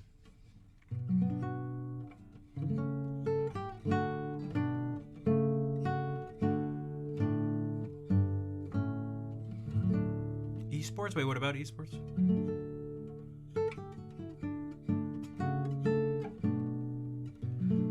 Guided in the right direction. Yeah, guidance is super important.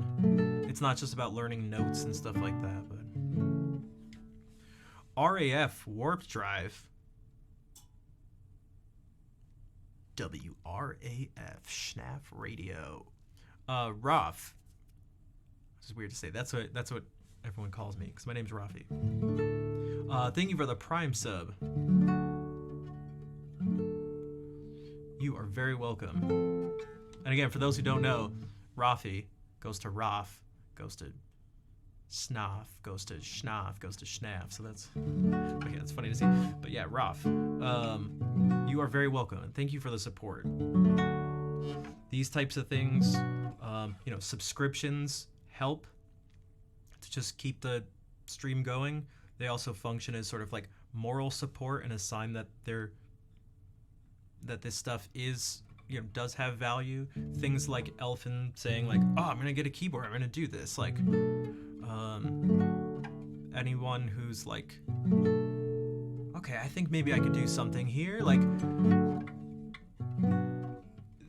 those types of things are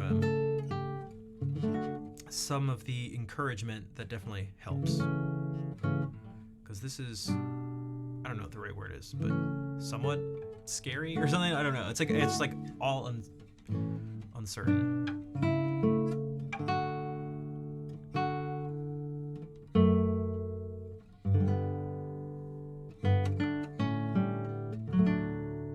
And then what's cool about this too, also, is that once you start doing this, then when you're playing songs, you're not just playing physical things.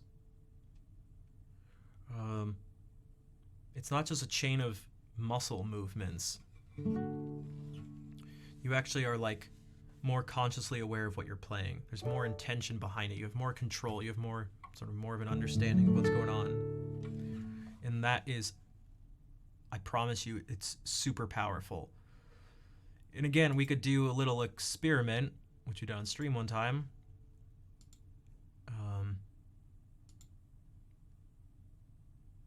Let's see if we can just do it really quickly.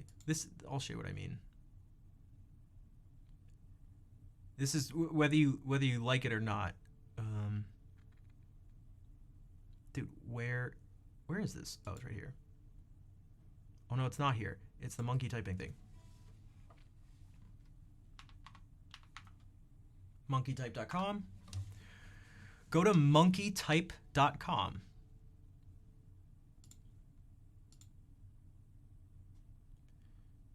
You can do something very interesting. You can change the set of words available to you. Now, it's all going to be English the whole time. It's going to be 26 letters, so it probably shouldn't matter, right? So the letters are letters and the words are words. Try to type this. Something like this, like, each of these move good. And then, where is it?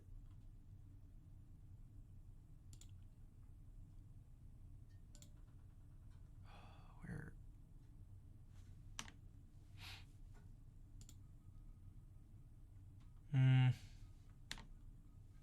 Stop.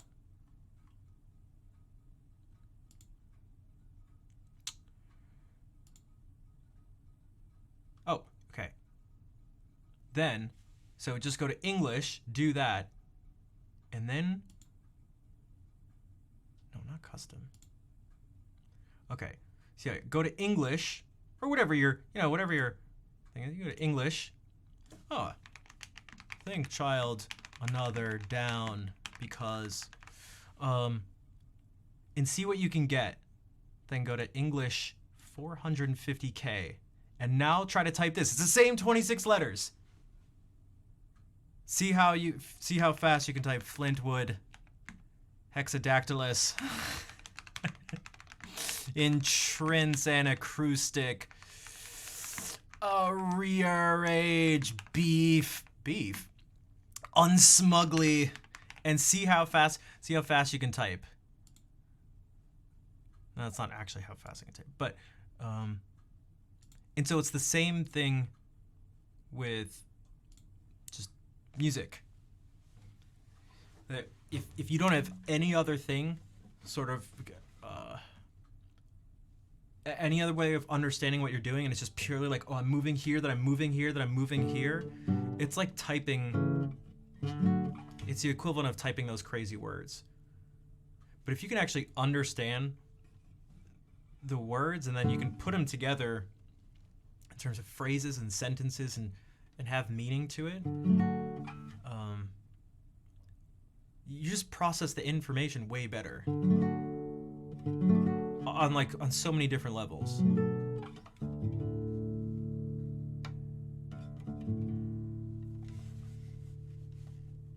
So, all right, I'm gonna play the ending song, and then I gotta eat some food and stuff, and yeah, I'll be back Wednesday though. Let's do this.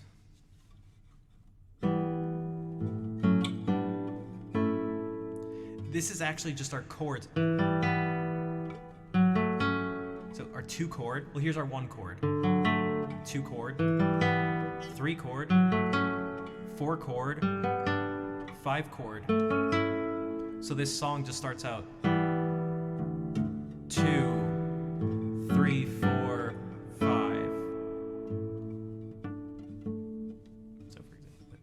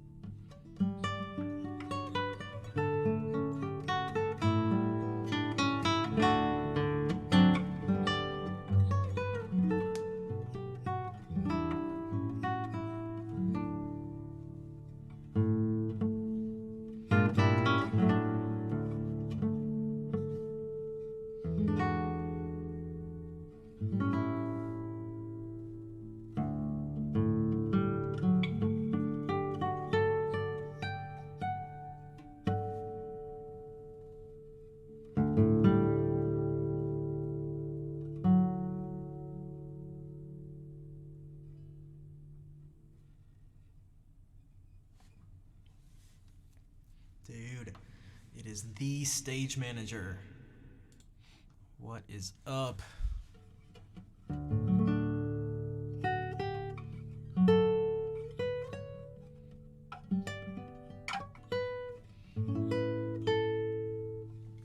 I should go through some of these songs maybe one time and just say as many things as possible that I'm thinking at one point as I'm doing them.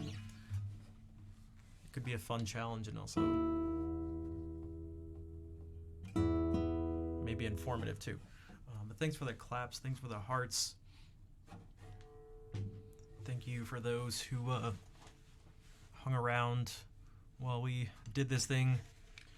Maybe I should take this one again. It's still relatively rough in terms of the format and stuff, but maybe I can actually put this one into its own YouTube video.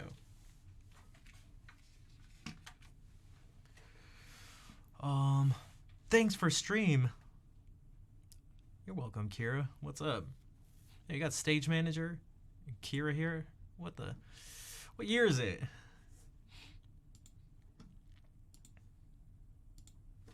You are very welcome.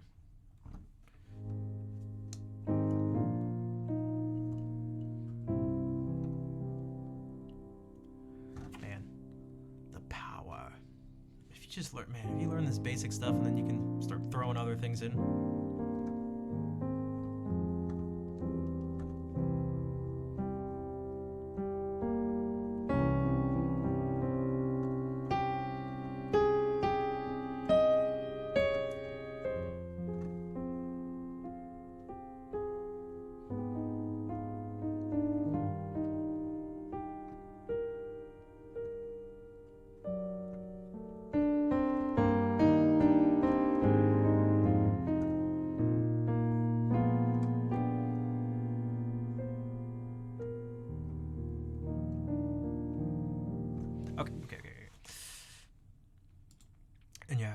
Thank you again for the Prime sub.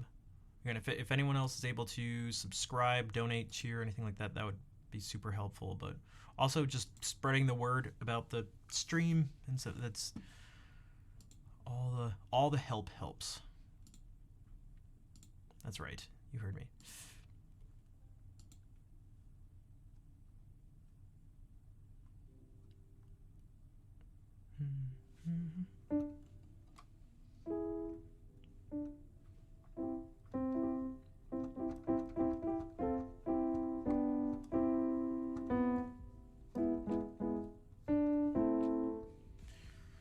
I swear I'm gonna get back to doing stuff on Patreon and all these things. I've just had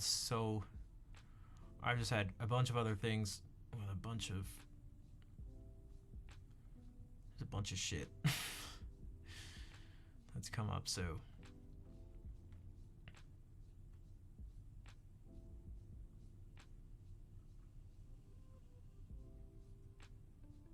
we haven't rated this person in a while.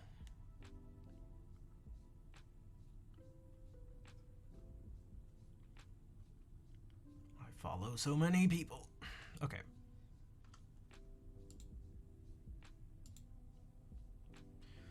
Okay, this person's playing cello.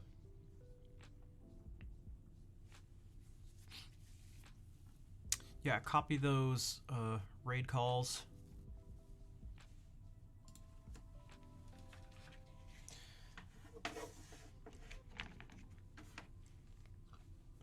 Nighty-night. Good night, TV. Thank you for coming by. I haven't seen some of the people still, some of the crew from Trivia Stream still come by, but I haven't seen them in general in a while. At least not like it was before, but it's always nice to see some of you guys.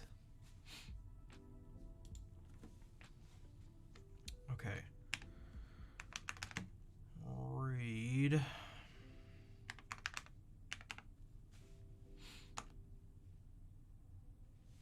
Follower, subscriber only. I'm not subscribed, so it must be follower only, which seems odd because it's not like a big stream. I'll get him to come back. Get him to come back. Exactly. Take this. Yes, that's right. Take notes. Get him to come back. If not, I'm blaming it on you. Being like, where were they? Also, if you ever have any questions about guitar stuff or music stuff, feel free to send me a message. And that's not just for TB, that's for any of you. Okay, we're gonna go to raid. I'll be back Wednesday. Thank you all for hanging out.